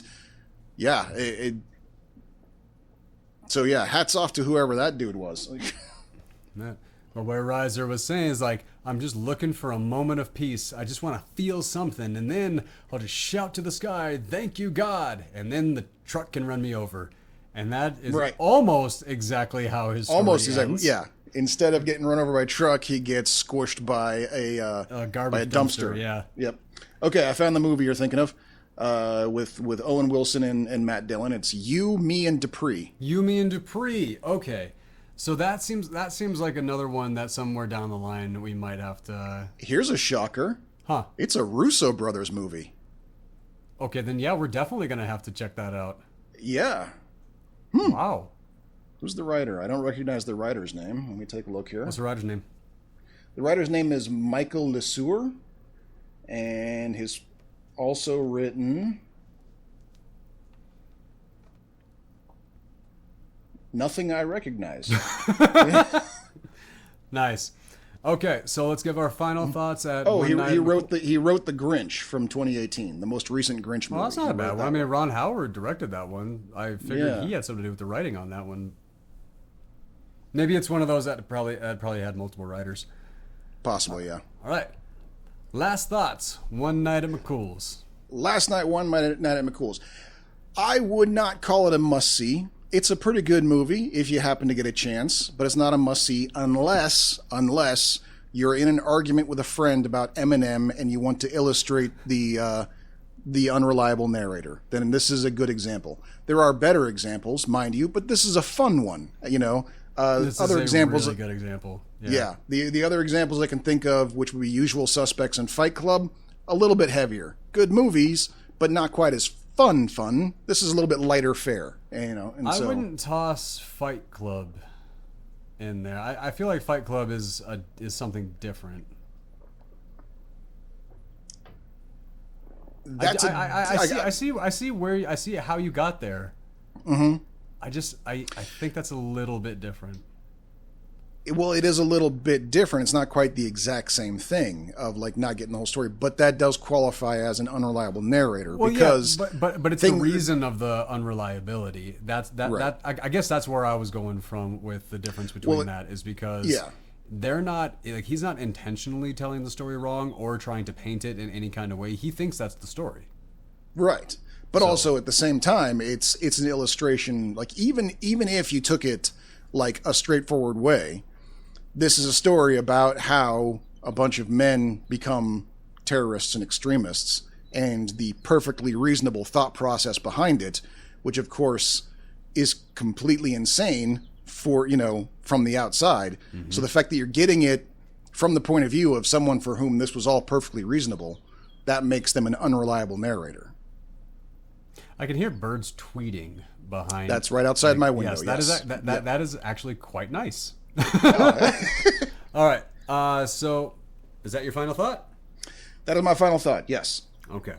For me, One Night at McCool's, I feel like it is about 95% of the way to a must-see. It is Matt Dillon doing being very good as a fish out of water. Mm-hmm. John Goodman is a must-see actor. That's true. So if you're just making your way through like his filmography and you're like, okay, I don't feel like being sad. I want to see something funny. Holy crap. Jump on this. Yeah. There are worse ways to spend your life than going through the John Goodman filmography, for certain. Really? Yeah. But I mean, literally, like just going through and seeing the cast. If you're a Reba McEntire fan, this is a good one for you to check out. If you're a Liv Tyler fan, this is definitely a good one for you to check out. If you're a Paul Reiser fan, you're going to love what he does in this movie. Yeah, for you younger folks, we're talking about the scientist from Stranger Things. That guy, the scientist from Stranger Things, is in this movie also, as a hyper, Boys. And also the legend from Boys, as a hyperactive, horny lawyer type who and it ends up a leather daddy in the end of the movie. And it works so perfect. So what I'm weirdly going to say is if you were born in the 70s or 80s and you haven't seen this movie, like if you missed it, it's a must-see for you. But if you are born maybe 2000 and beyond, not a must-see. Might be an enjoyable one, but also this movie spits directly in the face with like the Gen Z message of believe all women. Oh, sure, yeah. So I think that they'd probably, like a lot of people might find this a very offensive movie. I mean, maybe, but also at the same time, there's nothing like... I don't think it spits directly in the face of it. I mean, maybe that's just me. I don't know. I don't know. Yeah. I've said things that I've been attacked on, and I still don't see how they're bad things. So I'm not sure. That is just kind of a feeling. Right. Because you can't believe anything this woman says. Right. Yes, that's true. And I think that's kind of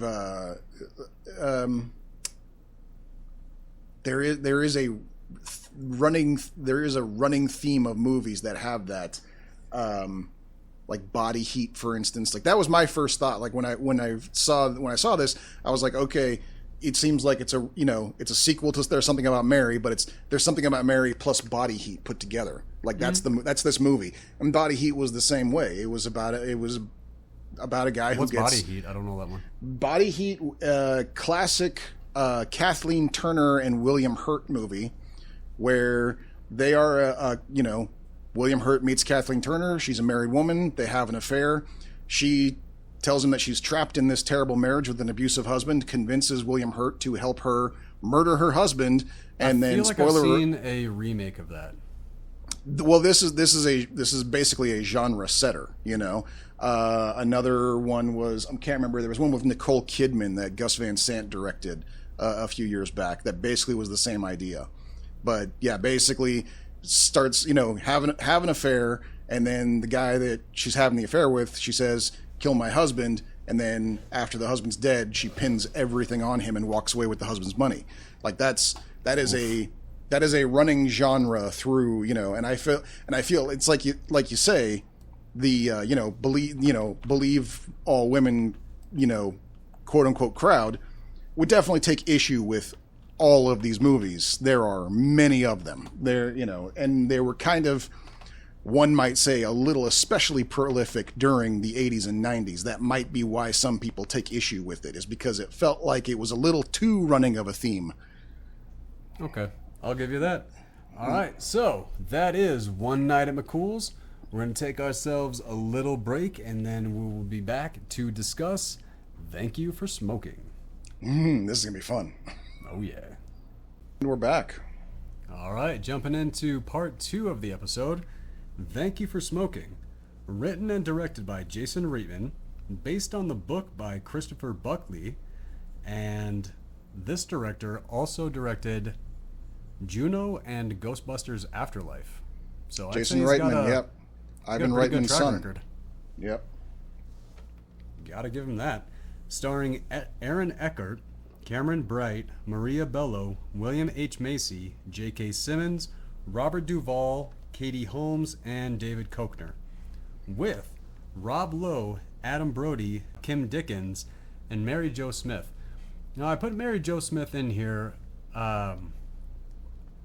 Weirdly, last week we had Rick Ducommun as not a very prolific actor, but he was in both of our movies the week before last. Mary Jo Smith was in... Who did Mary Jo Smith play? She was the bingo caller in One Night at McCool's, and in this, somebody McLean? Sue McLean. I'm not... I got to go back. I should have gone. Oh, I thought is she one of the? I think she was one of the people on the talk show at the beginning. Right, I was going to say one of the talk show guests. Okay, well that's. Yeah, how does that keep happening? I don't know. She only has 27 acting credits, and we did 2 of her movies this week. That's really, wow. That's really weird. It's kind of funny how that happens. Yeah. Well, and also I want to give a shout out. I forgot to look up his damn name, but the trickster demon from Supernatural. Oh my God! Right? Yeah. Yeah, he's in there, and the crazy thing is he's in such a tiny role. He only has 2 weird walk-on lines. He's basically a speaking extra. But the funny thing is that the person he is and what he does is exactly what the trickster god from Supernatural would do if he were there. This movie is basically in the Supernatural universe. I could see that. It was. But this was before he was in Supernatural as well. Yes. So long before. Predates. Yes. This is before Supernatural. This is before his giant Pepsi run, where he was the face of Pepsi for a while. Yep. Which I thought that was really great, man. And just love J.K. Simmons. Love him. Oh yeah. Love him. Yep. He can't not be loved in literally anything and everything he's in. Now, for this, thank you for smoking. Kind of an interesting thing about this. This whole movie is about smoking. No smoking in this entire movie. Yeah, it is interesting. Like, we do see a couple of shots of cigarettes. There is a part where Aaron Eckhart... Yeah, and there is a part where Aaron Eckhart even reaches for a cigarette in an empty cigarette pack, but we still don't see him smoke in it. Yeah. Yep. I thought that was kind of interesting. Yep. What also was really interesting about this movie is it parallels real life, but it is not a true story. But it is almost a true story. It's like, it's really, really, really weird how that goes. Well, mapping out how the whole, like, lobbyist thing works. No. But what I mean is, at the end of the movie, where they talk about the giant lawsuit that happened, where the tobacco or big tobacco wound up paying $250 billion, and so I don't know if you know this, but all of the quit smoking campaigns, all of that stuff, all paid for by big tobacco. I did know that. Yes. Okay, so then that's an audience. Okay, that's an audience thing then. Yeah. So that was part of this whole big lawsuit, was that they had to pay out billions of dollars to pay for giant, huge ad campaigns to tell people to stop smoking or don't start smoking. I remember those ads. I remember, especially considering at the time I was a smoker, and so I felt a little personally attacked by a few of them, especially the ones where they kind of turned and they stopped talking about what smoking does to cigarette smokers and started talking about what smoking does, what the effects of secondhand smoke. That's where they literally changed the message from "you shouldn't smoke, it's bad for you" to "you're killing your family, you sick piece of shit." Like, it got really personal real fast. There was a quit smoking greeting card that my home ec teacher brought into high school. And when you opened the card, it played the sound of a baby with a smoker's cough. Yeah. Yeah. That was over 20 years ago, and I still remember what that sounds like. That, like, let's just say that the campaign that they chose was highly effective. Mm-hmm. Like, as many people who smoke today, nowhere even close to what it used to be. That's right. Yep, for sure. Damn. So we open up on a talk show called Joan. Very stereotypical talk show about smoking. They gave the cancer patient the title Cancer Boy. Ouch. Dude. Well, I think that was from his point of view, because remember, it was like the title of everybody there as an expert, and then Cancer Boy, and then me. I thought that was yeah, because remember the last one I missed that. Yeah, the last label was me, so that was his observation. The talk show didn't call him Cancer Boy; he's calling him Cancer Boy. Okay, that was my mistake. Yeah. I missed that. Yeah. The good catch. And then he talks about, like, they start talking about, like, his kill count and the kill count of tobacco and all this, and the way that he spins that about, you say that we're killing him. We don't want to. We want to keep him alive and keep him smoking. It's like, oh my God, the argument. Mm-hmm. That makes complete sense. Yeah. Oh, yes. Wow, the way this was written. Like, every argument in this was just, like, brilliantly written. And then he, like, puts out that money about how they're going to do a pledge, and then cut right to J.K. Simmons losing his shit on the dollar figure. And then, oh my, great scene for, okay, I got to go ahead and say this. This entire movie is nothing but great scenes. Yeah, well, and just on a technical aspect, too, one of the things that impressed me about this movie was how well they used off-center scenes. How the character who's talking is not center frame. They're way off to one side, almost breaking your like in-scene narrators.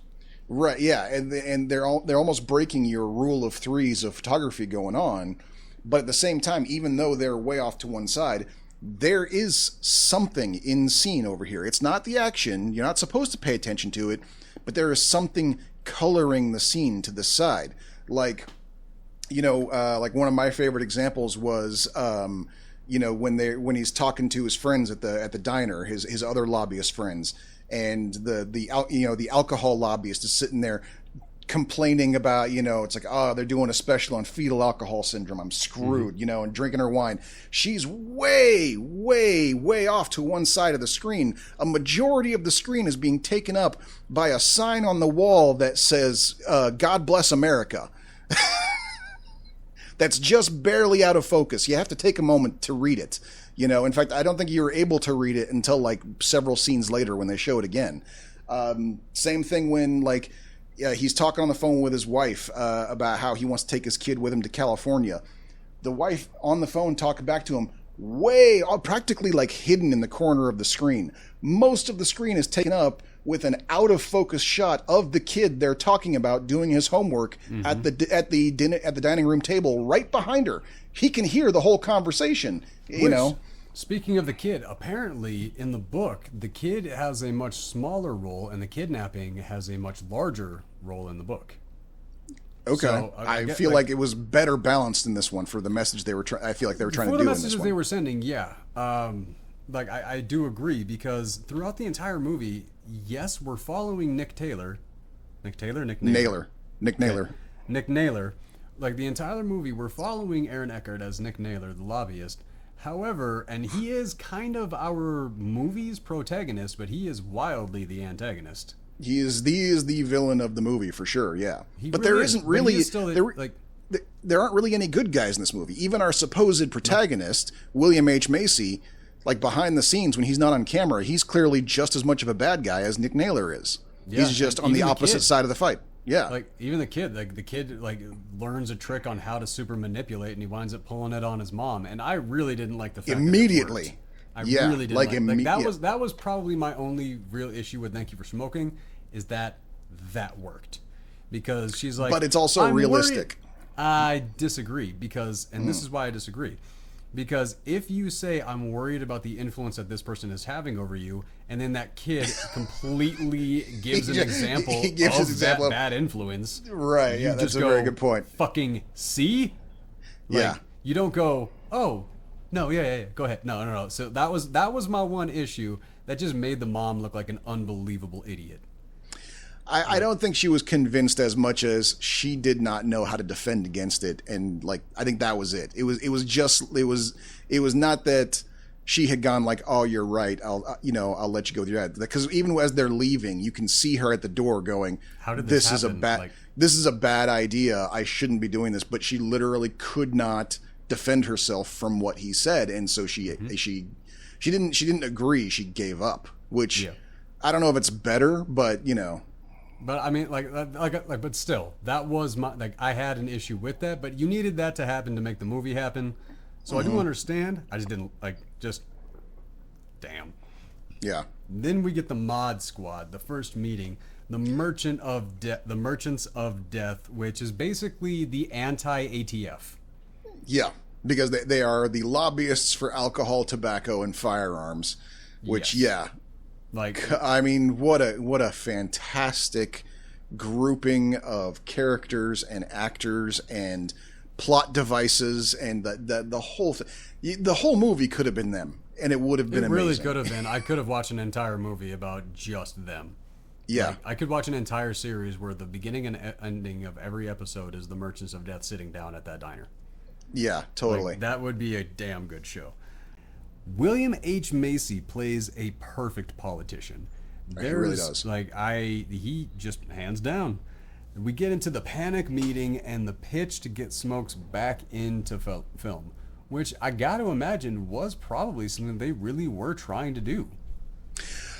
I mean, it might have. I do recall there being. I remember the push to get smoking out. Like, I do remember that.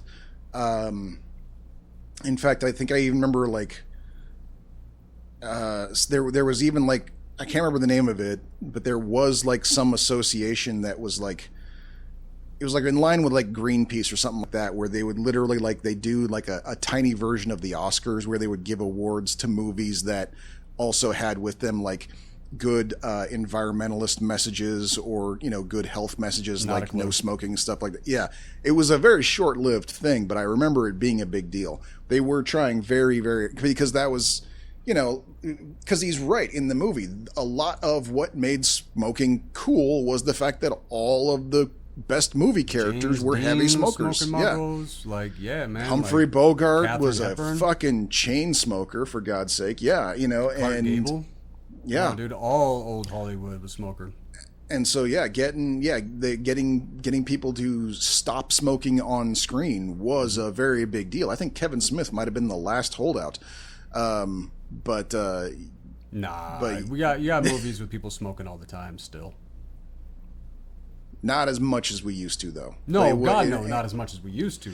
And I think there was even like a certain. But I'm I trying don't to think remember. I don't think tobacco companies are allowed to sponsor films anymore. I think that's part of that. No, settlement. yeah, no, that's part of it. But I do know that there was a while there where they're even talking like adjusting the rating system. Like if a character is smoking sure. on it, that would get you like an instant. that is in the rating system. If Oh, you that is? Okay. Yeah, every single TV show, movie, you jump on Netflix or anything like that, as it's going through, if they're smoking in the show or the movie, it will say smoking in the rating. Okay. That All right. that did become part of the MPAA. Okay, so there you go. Yeah, and as usual, it's well, we lose half of our market if we go R rating. So let's so yeah, there was a Cut the smoking. pretty yeah. So that it was a pretty strong incentive, and that might have been because this was a PG-13 movie, so that might have been it. Even though it was a movie about smoking, they didn't have anyone smoke on screen because that might have gotten them an R rating. Well, the movie itself, it didn't really seem to take a stance on smoking. No, it didn't. It Like- really straddled the line. Yeah. It really did, and I think that if you actually did have some of the characters like seen smoking, then it would have like put out a message to smoke. Probably so true, I think yes. having them draw that or like not do that and draw that back actually kept it on towing the line, because if you had everybody smoking, it would have been a smoker's movie. Yes, that's true, and I think the point, interestingly, being that this is a movie about smoking and tobacco and all that sort of stuff, I don't think they wanted this to be a movie about smoking. I don't think they this was wanted a it movie to about be smoking. It was a movie about lobbying. right. It's a movie about lobbying, and it's about TV personalities and politicians, stuff like that. Cigarettes and tobacco lobbyists just happen to be the very obvious foil to use in that. Right. It would have been muddier. Like if the movie had been about the guns member of the Mod Squad, it probably would have been a lot less of an argument and more of a pretty straightforward kind of like, this is how we do it, and that's it. That's the end. Which, how much do you think those numbers have changed in the past 20 years?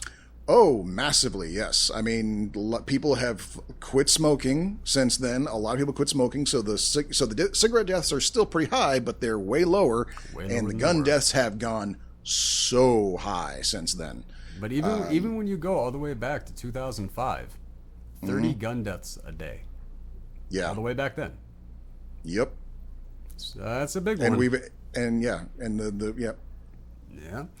Also, just good God, Robert Duvall. What was the dialect he was using? I couldn't pick it. Could you? I was thinking Virginia is what I was thinking, I was like, but I'm not 100% sure. recognizable, Yeah. but I couldn't pick it. Yeah, just sort of general southerner, Yeah. Not no kind of sort of Colonel Sanders, but not quite. Closer than I was comfortable with. I mean, just good God, talking about 1952, like when he was going into those discussions, I was like, okay, Rob, shut up.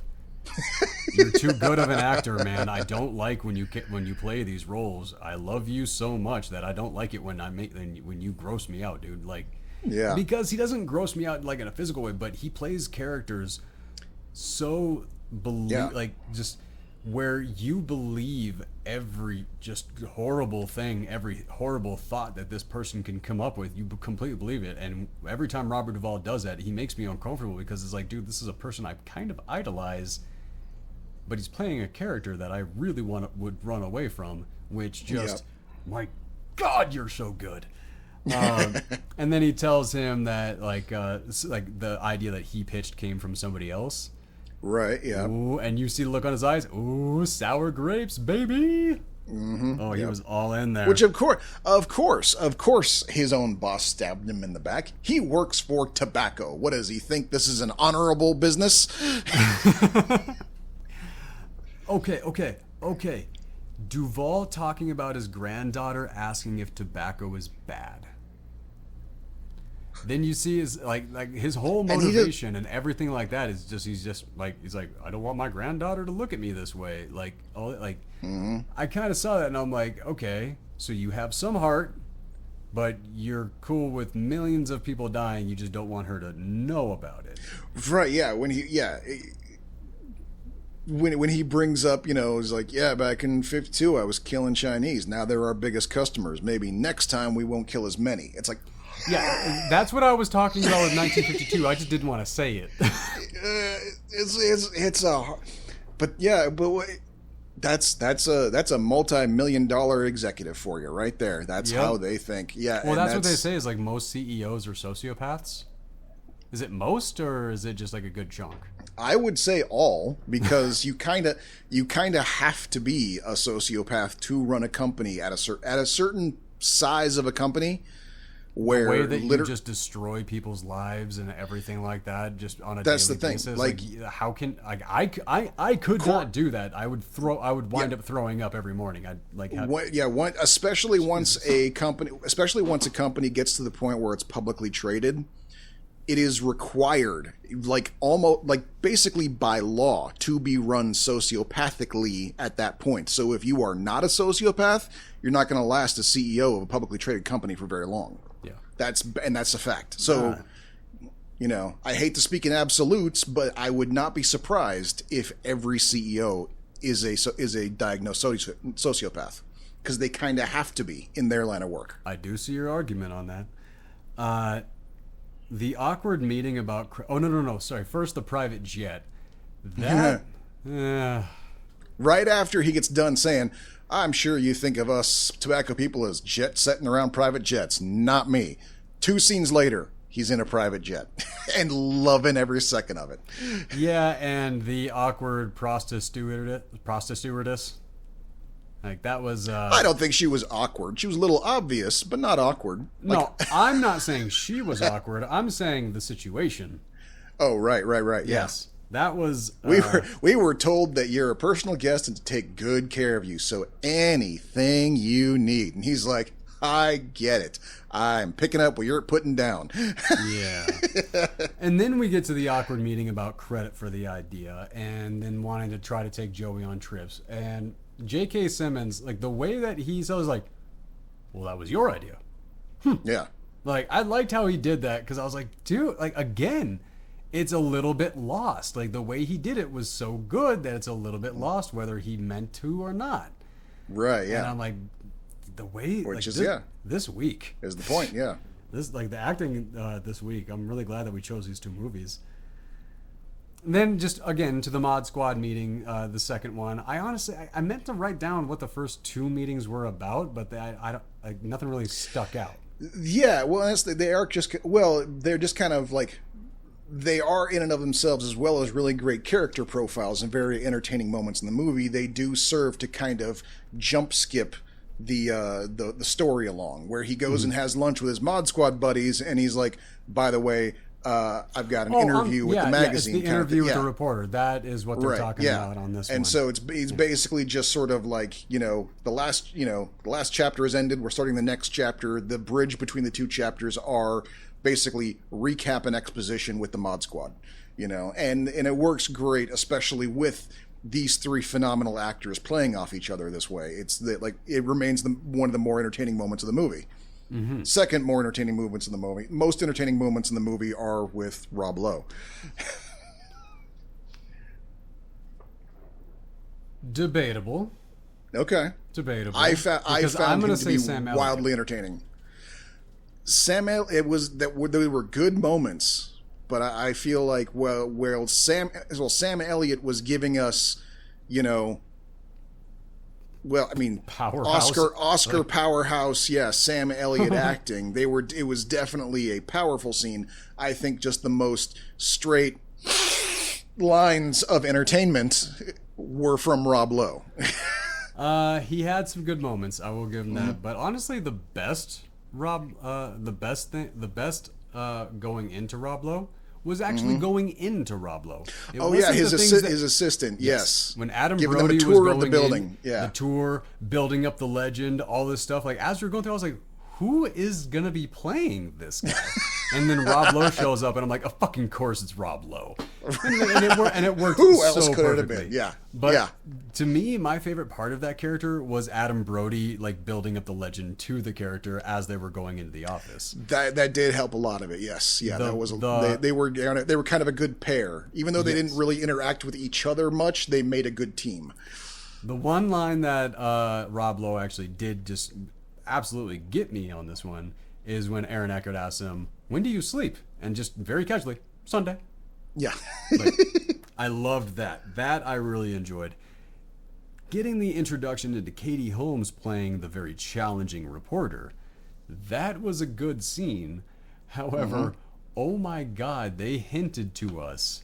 They didn't hint at all. They slapped us right in the face with the fact that these are horrible human beings. Yes. And she, like, it's right, like, there's no subtlety. She is playing him right out of the gate. Oh, I'm talking specifically about the line, the Nuremberg defense. Oh, yes. That, yes. Like, literally, if you don't know what the yuppie Nuremberg defense, yes. Yes, and if you don't know what that is essentially what has been boiled down to, we were just following orders. Yeah. And when all the after World War II and all the Nazis were on trial at the Hague in Nuremberg, most of them defense said we were just following orders. That was their defense. They were not responsible for anything Hitler or Goebbels did. They were just following orders. Yeah. And so him saying, hey, and she's asking him why do you do with all this talent and skill you have, why are you doing this? Why are you talking for tobacco? And he goes, hey, everybody's got to pay a mortgage. And then him as the narrator pops in and says, this is the yuppie Nuremberg defense. Yeah. Literally the single most punch in the face line of the movie. Like, that is what's going on. Because if you are saying what you are, like, your reason for this is the same reason as what the Nazis and everything like that, it's like, hey, just got a job to do, got to do it. Like, it's like, okay, you're not the good guy. Exactly. Yes. And he does know that. That's the crazy thing is through this whole movie, he never is under the delusions that he is doing a good thing. He's just kind of also open about, it doesn't matter. If it wasn't me, it would be somebody. It might as well be me. Pretty much. Pretty much. Because I'm good at it, and I enjoy the fact that I'm good at it. Is the other thing, But that set that up, and then I gotta say, this tasteful-ish sex scene, because it wasn't tasteful. But it also wasn't distasteful. It wasn't. It wasn't gratuitous. It was funny. Yeah, it was kind of funny. It was interesting because you have the joke of the Aaron Eckhart narration saying, "I know what you're thinking. This is kind of a bad idea, but you got to admit it's not that bad of an idea." Like that was funny.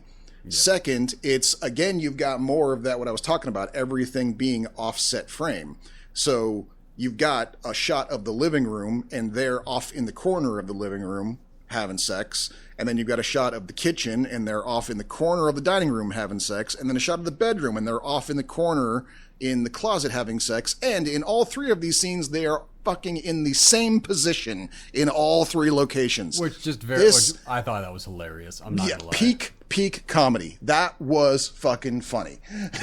That really was great. And we talked about this earlier. Breakfast with the family, and the kid is kicking up the smooth talk that he's learning from his dad. It worked. It should not have worked. It should have gone the exact opposite way. When the mother says, I'm worried that you're turning into this, and then he goes and gives an example of him actually turning into that, she should have just gone, okay, now you've lost weekends. Like, it should have gone the other way. But, like we said earlier, the movie had to happen. Right. And when they go to Rob Lowe's office, or the building, and the kid is hanging out there, and they're just sitting in the entryway, and they're watching the orca tear that seal to shreds. I know, of all the videos to be showing in the lobby of your talent agency, oh my God. And then I love that they just had the camera lingering on them while their faces are just like, that was great. That was great. Like there was no reason for that, but it just was perfect to toss in there. And then Adam Brody playing the super energetic assistant, and I'm gonna go ahead and say this: how dare you belittle McConaughey? Nuh-uh. The man's got it. I don't know what he was doing back 20 years ago, but still. Well, and that may have been the point. Like the audacity of this child, this I could say that. assistant. How dare he speak ill of McConaughey? Like that's kind of like this entire scene is one big buildup of the audacity of these people, you know. So I'll give you that. I will give you that. And just really, really building Jack up, Rob Lowe, and that was my line here as we were going through. I was like, they're really building this guy up. Who is he? And then it's Rob Lowe, right, the facilitator. Cigarettes in space. Yeah. Like at the end of this scene, it's like, what was Aaron Eckhart even doing there? Rob Lowe did the whole job for him. He's like, all right, in space, imagine this: Catherine Zeta-Jones, naked, smoke rings, the comets flying by. Boom. What do you say? Way to date the movie. Catherine Zeta-Jones being the megastar. That Right. did Yeah. not last very long. Who was Brad Pitt. Brad Pitt and Catherine Zeta-Jones. Yeah. Walking with the kid as he answers all the questions about moral flexibility. This just, my stomach, my heart, every part of me was just turning with this. If I prove that you was a wrong, rough scene. then I'm right. Yeah. Seriously, man, how many people do I know that are trying to argue, and they are not trying to be right about anything? They are not like, literally, I've been telling people to get the hell off my page, because any post that I make, they will turn it into something else because they have no defense. And I'm like, see, this is the thing, and that's the part that I was talking about. Like that, when you talk about like watching these politicians on TV, watching these pundits, anybody on the internet, you know, making a freaking TikTok, they're not trying to prove their point. They're just trying to say that this other person is wrong. Or even if they can't say they're wrong, they're just attacking them as a person and saying, you know, you shouldn't listen to them anyway, even if they are right, or something like that. And and he sits there and says, and his dad maps it out. Like, I'm going to basically just say you're wrong, or even if I can't say you're wrong, I'm going to say you can't prove that you're right, and that makes me right. Mm-hmm. You know, and then his kid says, but you haven't convinced me. And he says, I'm not trying to convince you. I'm trying to convince them. I'm trying to get them, all the people around us. He's like, I don't give a shit about your opinion. I'm just making sure nobody out there sees me as wrong. And I get that by making you seem like you're wrong. By making it look like you're arguing something you're not. Like, this is a movie teaching people how to gaslight. Yeah. Yep. Like, it really is. Help me figure this out. What did Holmes find? I wrote this down here. What was I saying? Katie Holmes. Thank you! My brain was going to Sherlock. Right. What did Katie Holmes find? In what scene? Because she's on the computer and she like zooms in on something and then she smiles. But it doesn't. But we never actually find out what she saw, like what she took a picture of or what she see. Like, what was that? I don't remember the scene, so I can't say for sure. Like, she just zooms in and she smiles, and it's pretty. Like, it's about like her article is about to go down. Yeah, but I feel like it's just kind of her, because there's even before that there's a scene where she's going through the proofs of his headshot that's going to go with the article, and she takes one of them and puts it in her pocket and keeps it, like almost like suggesting like she's actually digging this guy. And that she's really looking forward to seeing him again and stuff like that. And so it's like, maybe that's what the article was, her just kind of like doing more of that. She's looking at something from his past or something like that. And she's like, oh yeah, no, I really like this guy. Which just kind of, makes the whole turnaround later seem that much more jarring. Okay. Okay. I can give Which that. I don't know. I didn't do not see remember that, the scene. and I don't remember the scene you're talking about, so I can't say it for sure. Yeah, it left a question instead of a statement. Then, oh my damn, Duvall playing the captain is just awful. Bribe the cowboy, and Christ would say, "Mighty white of you." What a line, dude! What a line! Just making me like, you gonna make me hate Robert Duvall like this? Oh, man. And then Nick takes the kid with. You know who he's playing right now? You know he's playing Evil HUD. I'm very happy that in the time that we've done this is now our third Robert Duvall film that we're. I know we're about to become just a Robert Duvall fan channel. If you cover movies, you are. Okay, who the fuck is out there hating on Robert Duvall? That's a very good point. Nobody. That's a very good point. Yes. Like if you are a fan of movies, then you admire Robert Duvall. That's just a thing. Okay, yeah, that is okay. Good point. For God's Good sakes, point. he was fucking Boo Radley in To Kill a Mockingbird. The man has been a legend forever. Yep. Like, good God. And again, okay, so yeah, he takes the kid with, and then once again, why wouldn't Sam Elliott be the Marlboro Man? Right, But yeah, obviously. I did have a little hope. Like, as we were going in, as we're seeing it, I was hoping it would be Mickey Rourke. He would have been good as well. Yeah, he would have done. Yeah, because he was the Marlboro Man and Harley Davidson and the Marlboro Man. Okay. See, I could have seen that working. Yeah. Shit, was he Harley Davidson or was he the Marlboro Man? I don't remember. I never saw that one. Oh, you haven't seen that one? Nope. Yeah. Oh, okay. I haven't seen that since I'm not even kidding, 5 years old. Okay. Like, that was a movie like adults were watching thinking that I wasn't going to know what was going on. And they were pretty right. I mean, I don't remember the movie that well. I can't even remember which character played who, or which actor played which character. Right. However, Sam Elliott being the Marlboro Man was perfect. And we talked about... Oh, go ahead.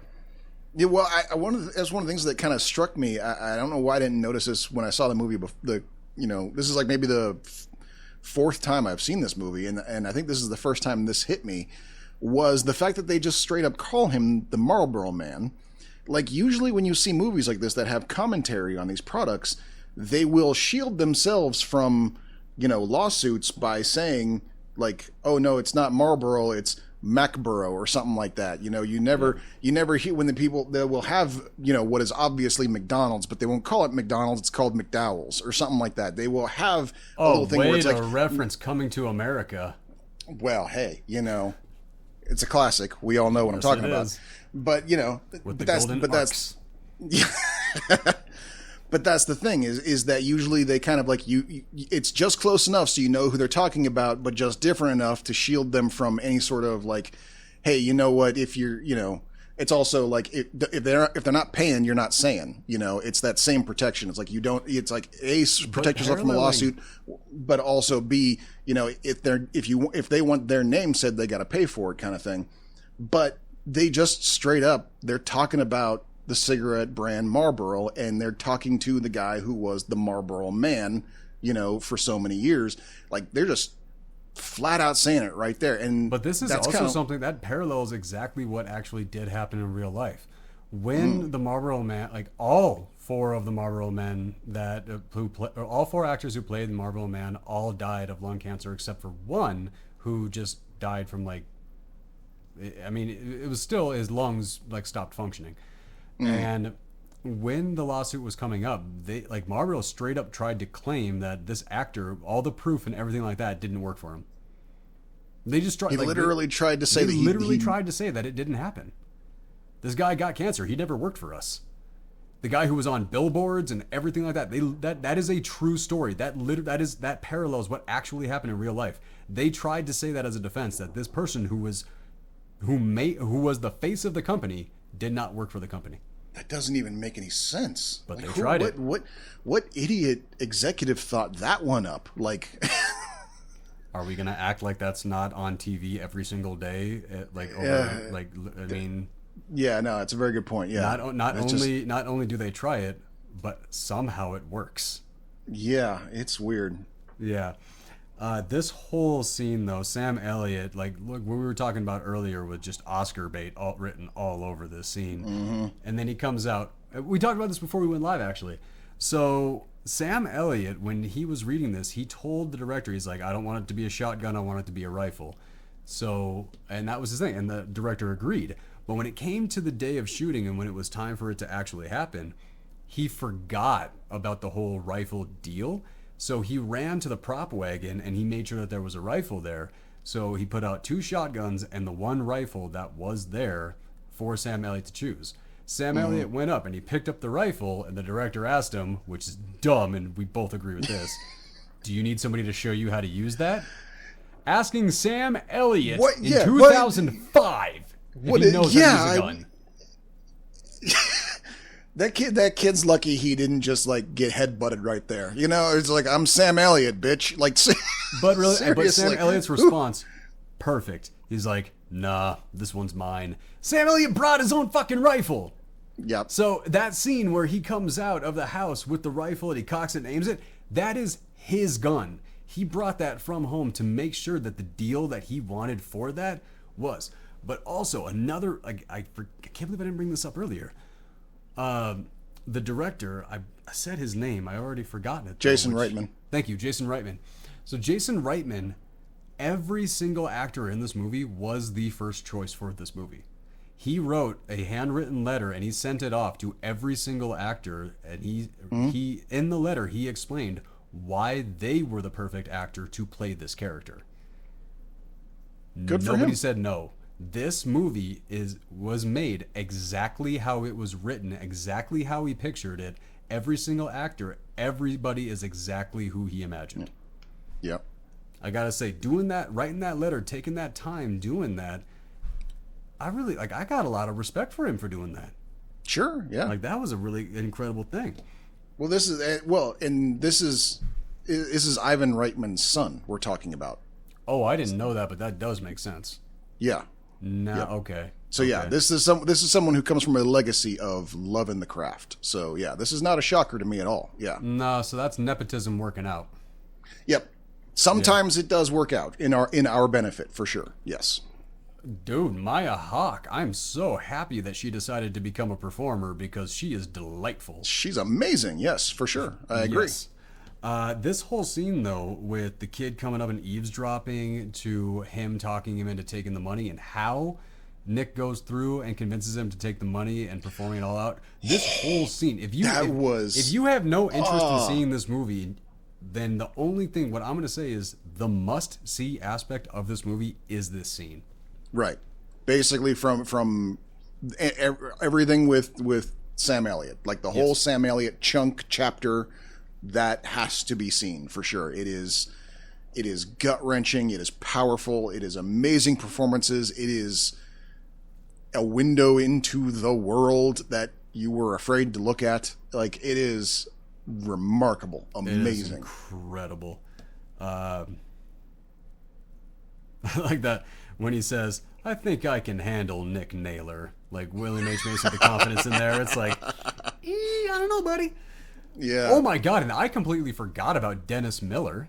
I know, right? Me too. Like, that was like a once upon a time back. Once upon a time, Dennis Miller was a TV pundit. You know, he went from political comedian to political pundit to, I don't know, he just lost his mind somewhere and went wandering off into the ocean. I don't know what happened to him, but I mean, Not a clue in the world, man. I do remember he went way off kilter before he vanished, and that's part of why he vanished, is because they went, even Fox News went, you're a little nuts, pal. Okay, if Fox tells you you're nuts, then yeah, you definitely got some stuff going on. Yeah. So in this debate, that's where we get the live death threat. And like, as far as I was going, like, as this movie was going, that came completely out of left field. I was not ready for that. I did not think that's where this movie was going. I didn't expect it, but it worked. So in the book that this film is based off on, by the same title, the kidnap, like I said, the kid has a much bigger role in the film. The kidnapping has a much bigger role in the book, and that is a much bigger part of it. But I like how the movie went. I like how it played out, and I like that we didn't get a lot of sympathy for this character because he didn't Right. deserve it. He didn't like. I didn't want to give him care. I didn't want to give him empathy. I didn't want to give him sympathy. Right. Like, Especially after the fact when it's like, you know, he's like from his hospital bed, he's talking into a news camera, cigarettes saved my life. quoting Like, the doc. Yeah. yeah. Like, oh my God. Like, yeah. Like, he doesn't learn. He doesn't learn. Which I gotta say, the visualization over him being in Abraham Lincoln's lap, weirdly, dude, that could have been a Time cover. Yeah. No, That it was a that was great, an it was, incredible image. yeah. If I were Aaron Eckhart, I would have that framed in my house. Kind of. Honestly, that. Yeah. I do get it. But then you get the death threat and then right over to sexy time, which realistically, I get that. Sure. Like- Yeah. Oh, I mean, if it were me, yeah. It's like Yeah. if I, like, I just barely survived. I'm fresh out of the hospital. Oh no! The death threat, not the kidnapping. The death threat. Oh, right. I skipped ahead. Sorry, because I was talking about the hospital bed. Okay, that was my fault. No, yeah. So they go from like on air for the debate, and then to the death threat, and then right over to the sex scene, Which with again also Holmes. makes sense. Yeah. Yes, you again, know. yes, completely does make sense. And then we get Mod Squad meeting number 3, and then arguing over the kill count, which Right. wildly uncomfortable, very understandable. You could see people Yep. in that position doing literally exactly that, like Yep. very, very, very, very believable. However, fast forward 20 years, those numbers are not the same anymore. No. Those Smoking has numbers gone have down. Heart disease has gone up. Yep. We are even fatter than we were 20 years ago. correct. Which is Gun violence has gone up. I don't know about alcohol. I feel like alcohol may have stayed steady this whole time. No. Maybe a small spike during the pandemic. No. down. Where you think it's gone down? Yes, legalized marijuana has massively decreased the alcoholism. You're right. I did hear about that. Yes, you're right. Yeah, Legalized weed has nearly killed the alcohol industry. That's right. It's hurt. It's Awesome. definitely hurting the alcohol industry like real bad. But yeah, alcoholics, that number is way less than it used to be. So, win All for right. legal weed. Yep. Kidnapped and covered. Just this whole scene, like every time they slapped a new one on him, like because I was on those patches at a time, and I put one of those 21 milligrams, and they say don't put it on your heart and don't put it on your back, like where your heart is located at either, because that can cause problems just from one. So. And I remember, like, I had, like, heart palpitations when I had that thing on. I was like, oh, God, too much nicotine. I don't even smoke this much. This is crazy. So watching that, like, it was weird, man. My heart was pounding that whole scene. Like, it was kind of a funny scene, like, with the way the kidnapper was talking and describing everything that was on there. It's And like, the way he's backlit, framed by the window, and you can just kind of barely see him. And there's moments where you're sitting there going, like, is that Kevin Spacey? No, it's not Kevin Spacey. not Kevin Spacey. I don't know. I don't know the actor's name who I thought it was, but it wasn't who that was either, so it didn't really matter. Right. Yeah. But that scene, that weirdly, like, that affected me. I don't like. It was a really, again, props to the directing and the photography on this one. Everything was technically perfect on that scene, and it was, yeah. And the editing and the whole, and the actor and the way he was kept that monotone line the whole time he was talking, like that was craft work right there. That PSA dream might actually be my favorite part of the movie. That was pretty good, yeah. That the creativity behind that was astounding, and I gotta give so much credit. That was too good. And then the way and Eckhart, even in that scene where he's sitting there, like where he's all like kind of like awkward and boxy and all his movements, just like the people in those movies, you know, like that. Oh yeah, it was good. It was very good. The way the nurse said, "You woke up," made me think that she was like an anti-tobacco person or something like that. Oh, absolutely. And he even comments on it. He was like, inflection. Like he. Well, what he said is that like the tone of the inflection says that it kind of seems like maybe I could have gone either way, but yeah. But I read it as heard disappointment. Oh yeah, right, yeah. Oh darn, you woke up. Yes, that's definitely what I heard too. Yeah. And then now he can never smoke again. The captain had a heart attack. He's in the hospital as well. And the 2005 version of webcams, which somehow still beats today. Like, only in the movies. Only in the movies. Sure. Then we get, and then everybody's like, they're kind of sad, kind of celebrating. Like, you don't really know how people feel about this character. It's kind of weird. It was an interesting little portrait too. Like when you see it, when he's like in the hospital bed looking up, and then he slowly looks to level his vision, and you see the camera pan, and you've got literally this perfect portrait of everyone he knows. Like, there's the other two members of the mod squad. There's his boss. There's his kid. There's his ex-wife, and there's Brad. And then right in the middle. See, right there, right there. That's what I was talking about with that flat A. I couldn't resist. I'm sorry. But That's then, how like, people say my name. Like, I would introduce myself like, how you doing? I'm Brad. They're like, yeah, of course your name is Brad. That fucking flat A. That is just how you say that name. Go ahead. But yeah, it's this perfect tableau with the monitor TV of Robert Duvall, of the colonel, the captain, right in the middle of it. Like, it was like a 19th century portrait of everyone he knows except Katie Holmes. She's the only one not there, which should have been telling, but we all missed it. True. That is. Who would have told her? Is kind of the thing. Good point, but also wouldn't it have, it was already in the news. Like, there were already reporters waiting outside. Yeah. Like J.K. Simmons says. No. It doesn't come out until after the mod squad meeting, the next mod squad meeting. Because David Koechner tries to give him that little gun in the mod squad meeting number 4. Yeah. Then the report comes out. No. Wait. No. Him being in the hospital was already in the news. Oh! Yeah. So she would have known he was in the hospital I thought because you were talking about her report. Okay. Yeah. No. All right. That's my bad. You're right. Yeah. Okay. So that's why I say it's suspicious that she's not there, because it's been in the news that his body was found at the Lincoln Memorial and that he's in the hospital. J.K. Simmons tells him when he wakes up, there's already reporters outside.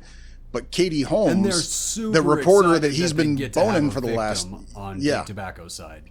Yeah, but Katie Holmes is nowhere to be seen. Like, that should have been telling, but wasn't until after the fact. Yeah, that is fair. And then in the report, or in the mod squad meeting that they get to, this is where they actually find out that he has been hooking up with that reporter. David Koechner tries to give him that little tiny gun, and he's like, it's little, but it works. No, see, that's the thing. They don't find out that he's been sleeping with her until the next meeting. So the meeting where he gives him the gun, he's still in the hospital. Son of a bitch! Yes, Yeah. I scrolled down too far. Okay, yes. Yeah. So yes, he tried to go out with a gun, then he's back to work, and they're excited to have a victim. Then it's directly back to the meeting. So it's mod squad meeting, back to work, mod squad meeting. Like, they're back to back. Okay, so that's why, Then they find out that he's hooking up with the reporter and all this. And the trickster god is there to applaud when he returns to work. Yes, which just made me so... It's like, it's something Junior. What is his name? I don't remember. We'd have... Richard Spite Jr. Right, Spite. His name is Spite. Good name. Good on you, man. Good on you. Yep. Then the report comes out, and damn, it's a good one, dude. Like, realistically, like the kind of journalism that, like, where we were talking about the paper. This is the kind of journalism that we want. We want our freaking kunoichi, like, freaking ninja going in there and getting the story. That's what we want. Like, that really is. And like, no matter how ugly the truth is, exposing the truth. And and we see that montage of everybody reading the article, the part that's about them, which when it's probably the last movie that ever showed up in. Yeah. Because that's not a thing anymore. Yeah, but it was a good little montage, I thought. I thought it was well done. Together. Yeah, especially when you get to the part where they're talking about the Marlboro Man, you get to hear that in Sam Elliott's dulcet tones. He's the one reading it. Yeah. Yes. Yeah. Yeah. No, that was a good one. Then when he calls her and he talks to her about it, and then she gives the exact same Nuremberg defense. To his face. Right back to him. And it's like, yeah, dog, this guy's probably the perfect woman for you. Just putting that out there. Like, but that's the thing is, like, I think that was, again, like, that was part of the message of the movie, is that all of, like, this is a freaking, like chum fest for these people. And they're sitting there going, like, oh yeah, it's just my job. This is what I do. I got to pay the mortgage. No matter how many times it happens, it never occurs to these people that it could happen to them until it does. Yep. They're always surprised every time. Every single one of these. I mean, my God, how many lawyers has Trump been through right now? Every single one of them thought they were the one that was going to make it to the end. And well, Jesus, even Alina Habba is now like his spokesperson after that freaking disaster that went on with that trial. Which how is he? He's known for firing people. What is happening there? Yeah, there's something else going on, because she was the biggest failure of a lawyer, and yet she's the one who hasn't been fired yet. Clearly something else is going on. Yeah. I do not want to think of what might be going on, but there's clearly something going on.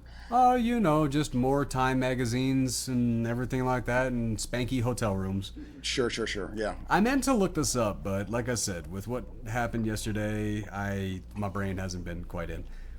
Why? Okay, so yes, the captain, obviously very, very racist man. The pallbearers at his wedding were all black men, which you would... Oh, they weren't... They weren't just all black men. They were all waiters from his club. They were all waiters from the club. Is that why the pink jackets?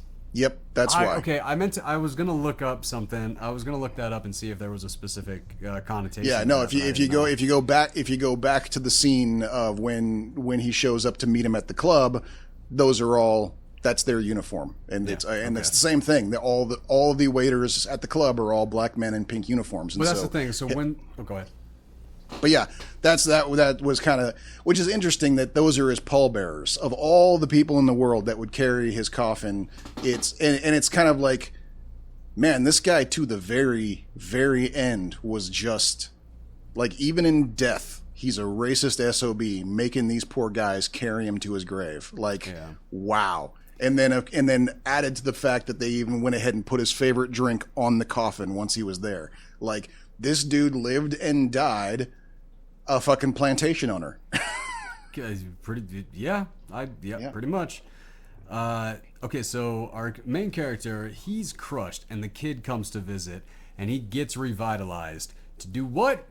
Protect the poor, disenfranchised corporations. I know. Oh my God, that was. Oh my God, yeah, that was so hard. Like, this movie didn't have to go as hard as it did, but it did. It pulled no punches at all. And then Mod Squad meeting number 5, informing the bet and discussing the congressional meeting. Like, I like the fact that instead of them actually being mad at him for hooking up with the reporter, they're just laughing it off and everything like that, and they knew what was going on. Like, I appreciate that about good friends. That is how that should go, and I like it. When he gets and it is interesting too, because and he even says in that he does say, you guys are my only friends, and the interesting thing is like, that is true, because they were there when he woke up in the hospital, and they had their weekly Mod Squad meeting with him in the hospital cafeteria. So it's like, weirdly, as shitty as these people are, they really all are good friends. They were all there for each other. Yeah, just because you're an awful person doesn't mean you're an awful person to everybody. That's true. That is true. Yeah. And man, when he spins it well. And you gotta laugh at David Koechner, the gun guy, getting held up at the metal detector. I mean, you see it coming a mile away, but it still that was a great bit, and he was ready for it too. And he was just sitting there going like, "You guys go ahead. This will be a while. Yeah, this will take a while."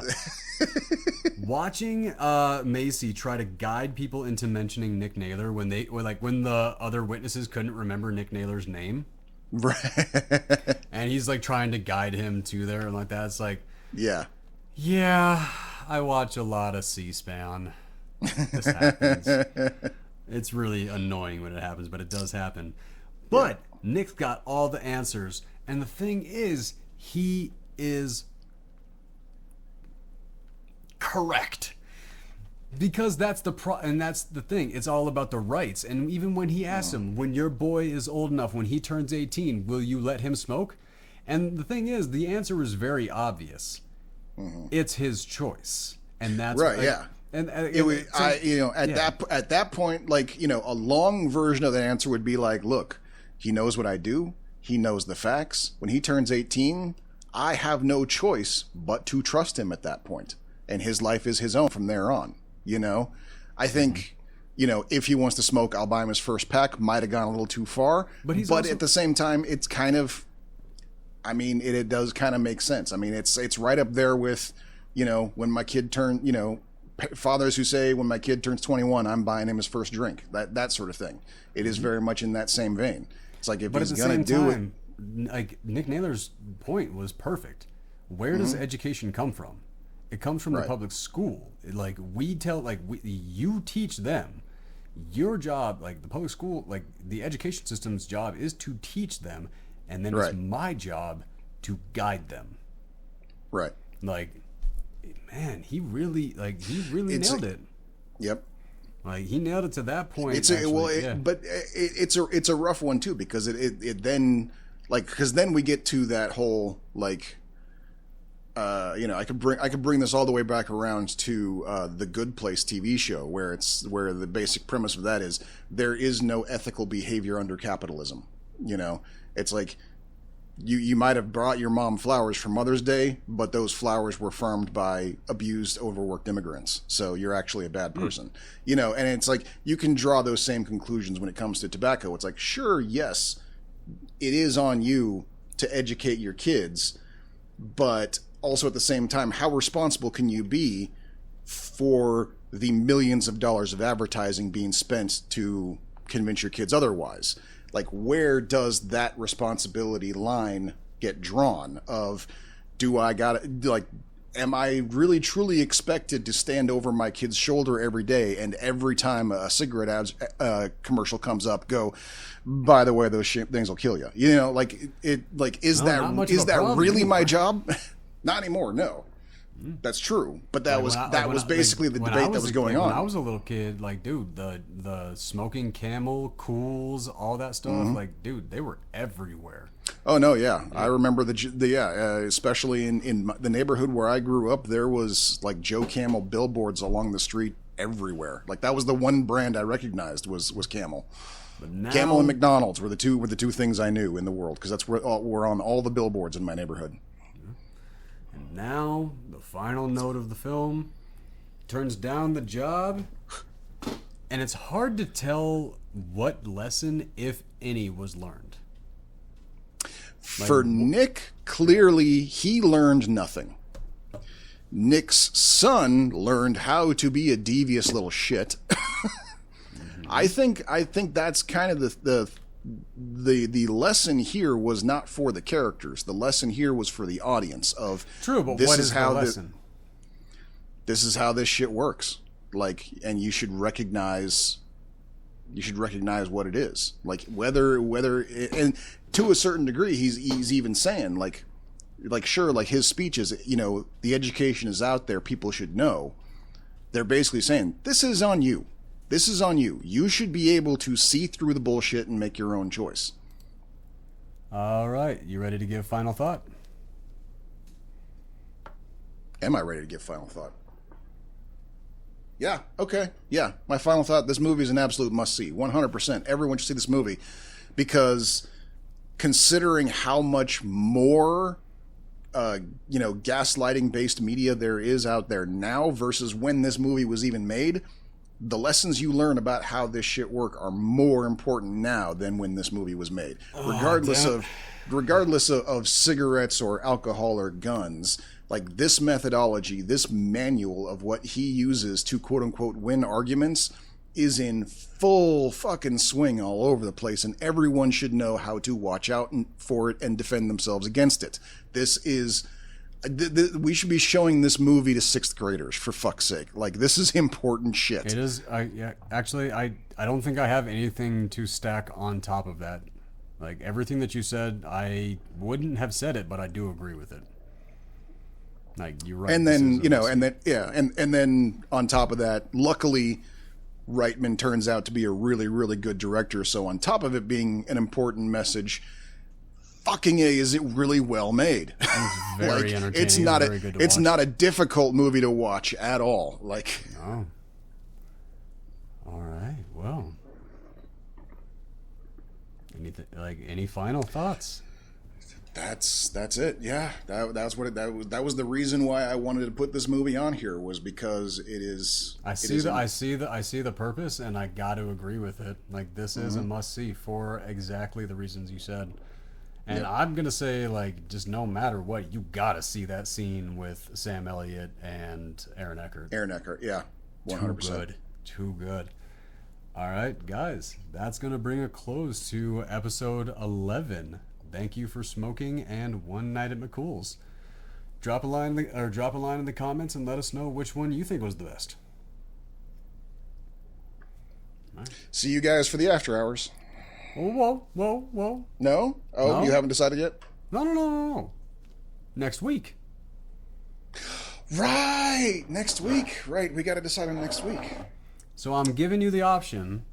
It's because I want to do a Robin Williams movie. So it's one of the two.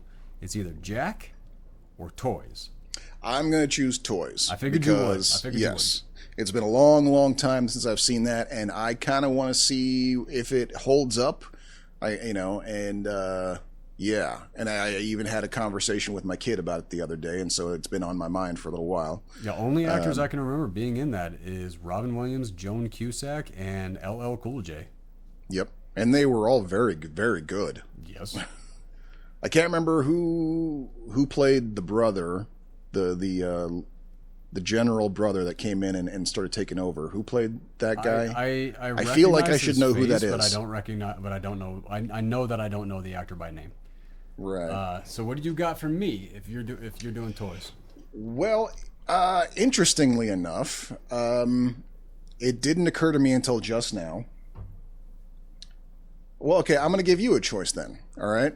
So earlier when we were talking about One Night at McCool's, I had a bit of a brain fart, and I was thinking of something else that I had seen Liv Tyler in, and then when I looked it up, it turned out it wasn't Liv Tyler, it was actually Neve Campbell. But it was an interesting flick. It was a weird flick that I saw one time in the theaters, and I remember walking away from it going, what the fuck did I just see? It's called Drowning Mona. Oh, I know Drowning Mona. Right, yeah. Have you seen it? Not in a long time. Okay. What the hell is that movie even about? Well, Bette Midler plays Mona, a really wildly nasty lady who ends up, they find her drowned, and everybody in town has a motive to have killed her.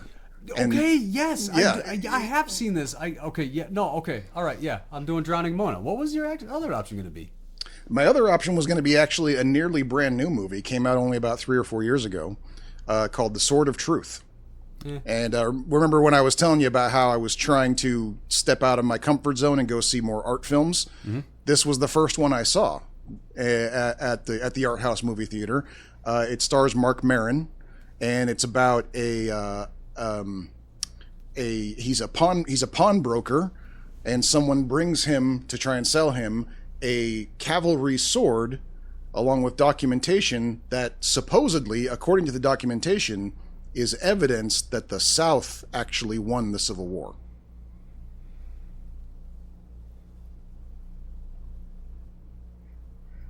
It's an interesting flick. No, they didn't. I know. Well, yeah, that's kind of the point. But yeah, that's like I said. It's a really interestingly weird film. It's really obvious that they did. they our country is named.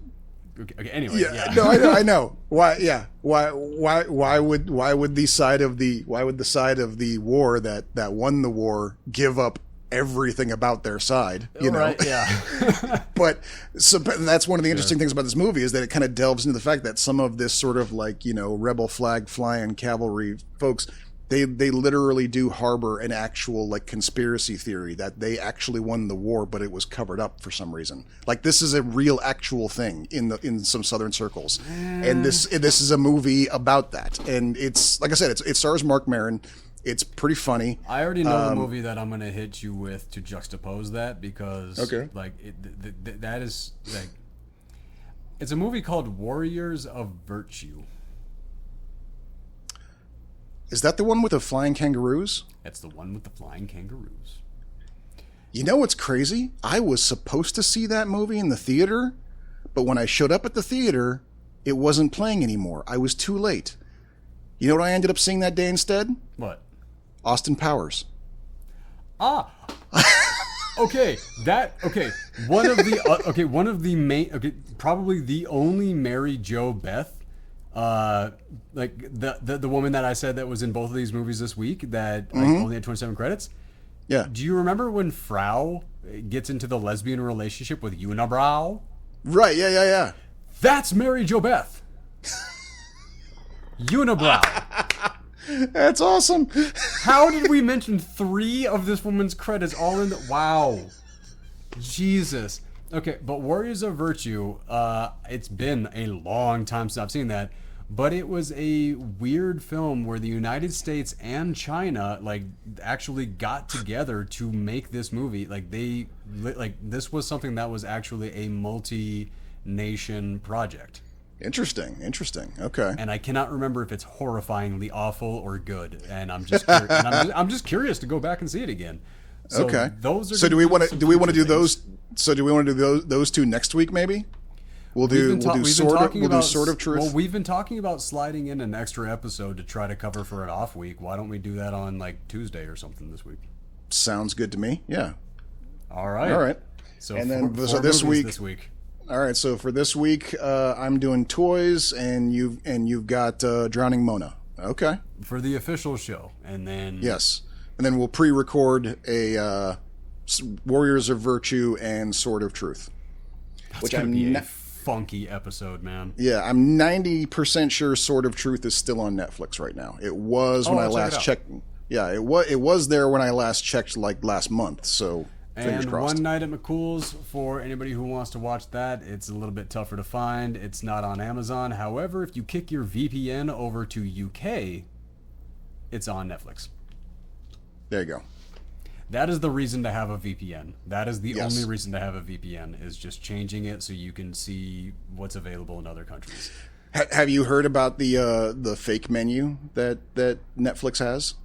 No, but let's kick that into the after hour. All right, guys, that is going to be episode 11. Thank you for smoking, and One Night at McCool's. We're going to be back next week with toys and Drowning Mona, correct? Yeah.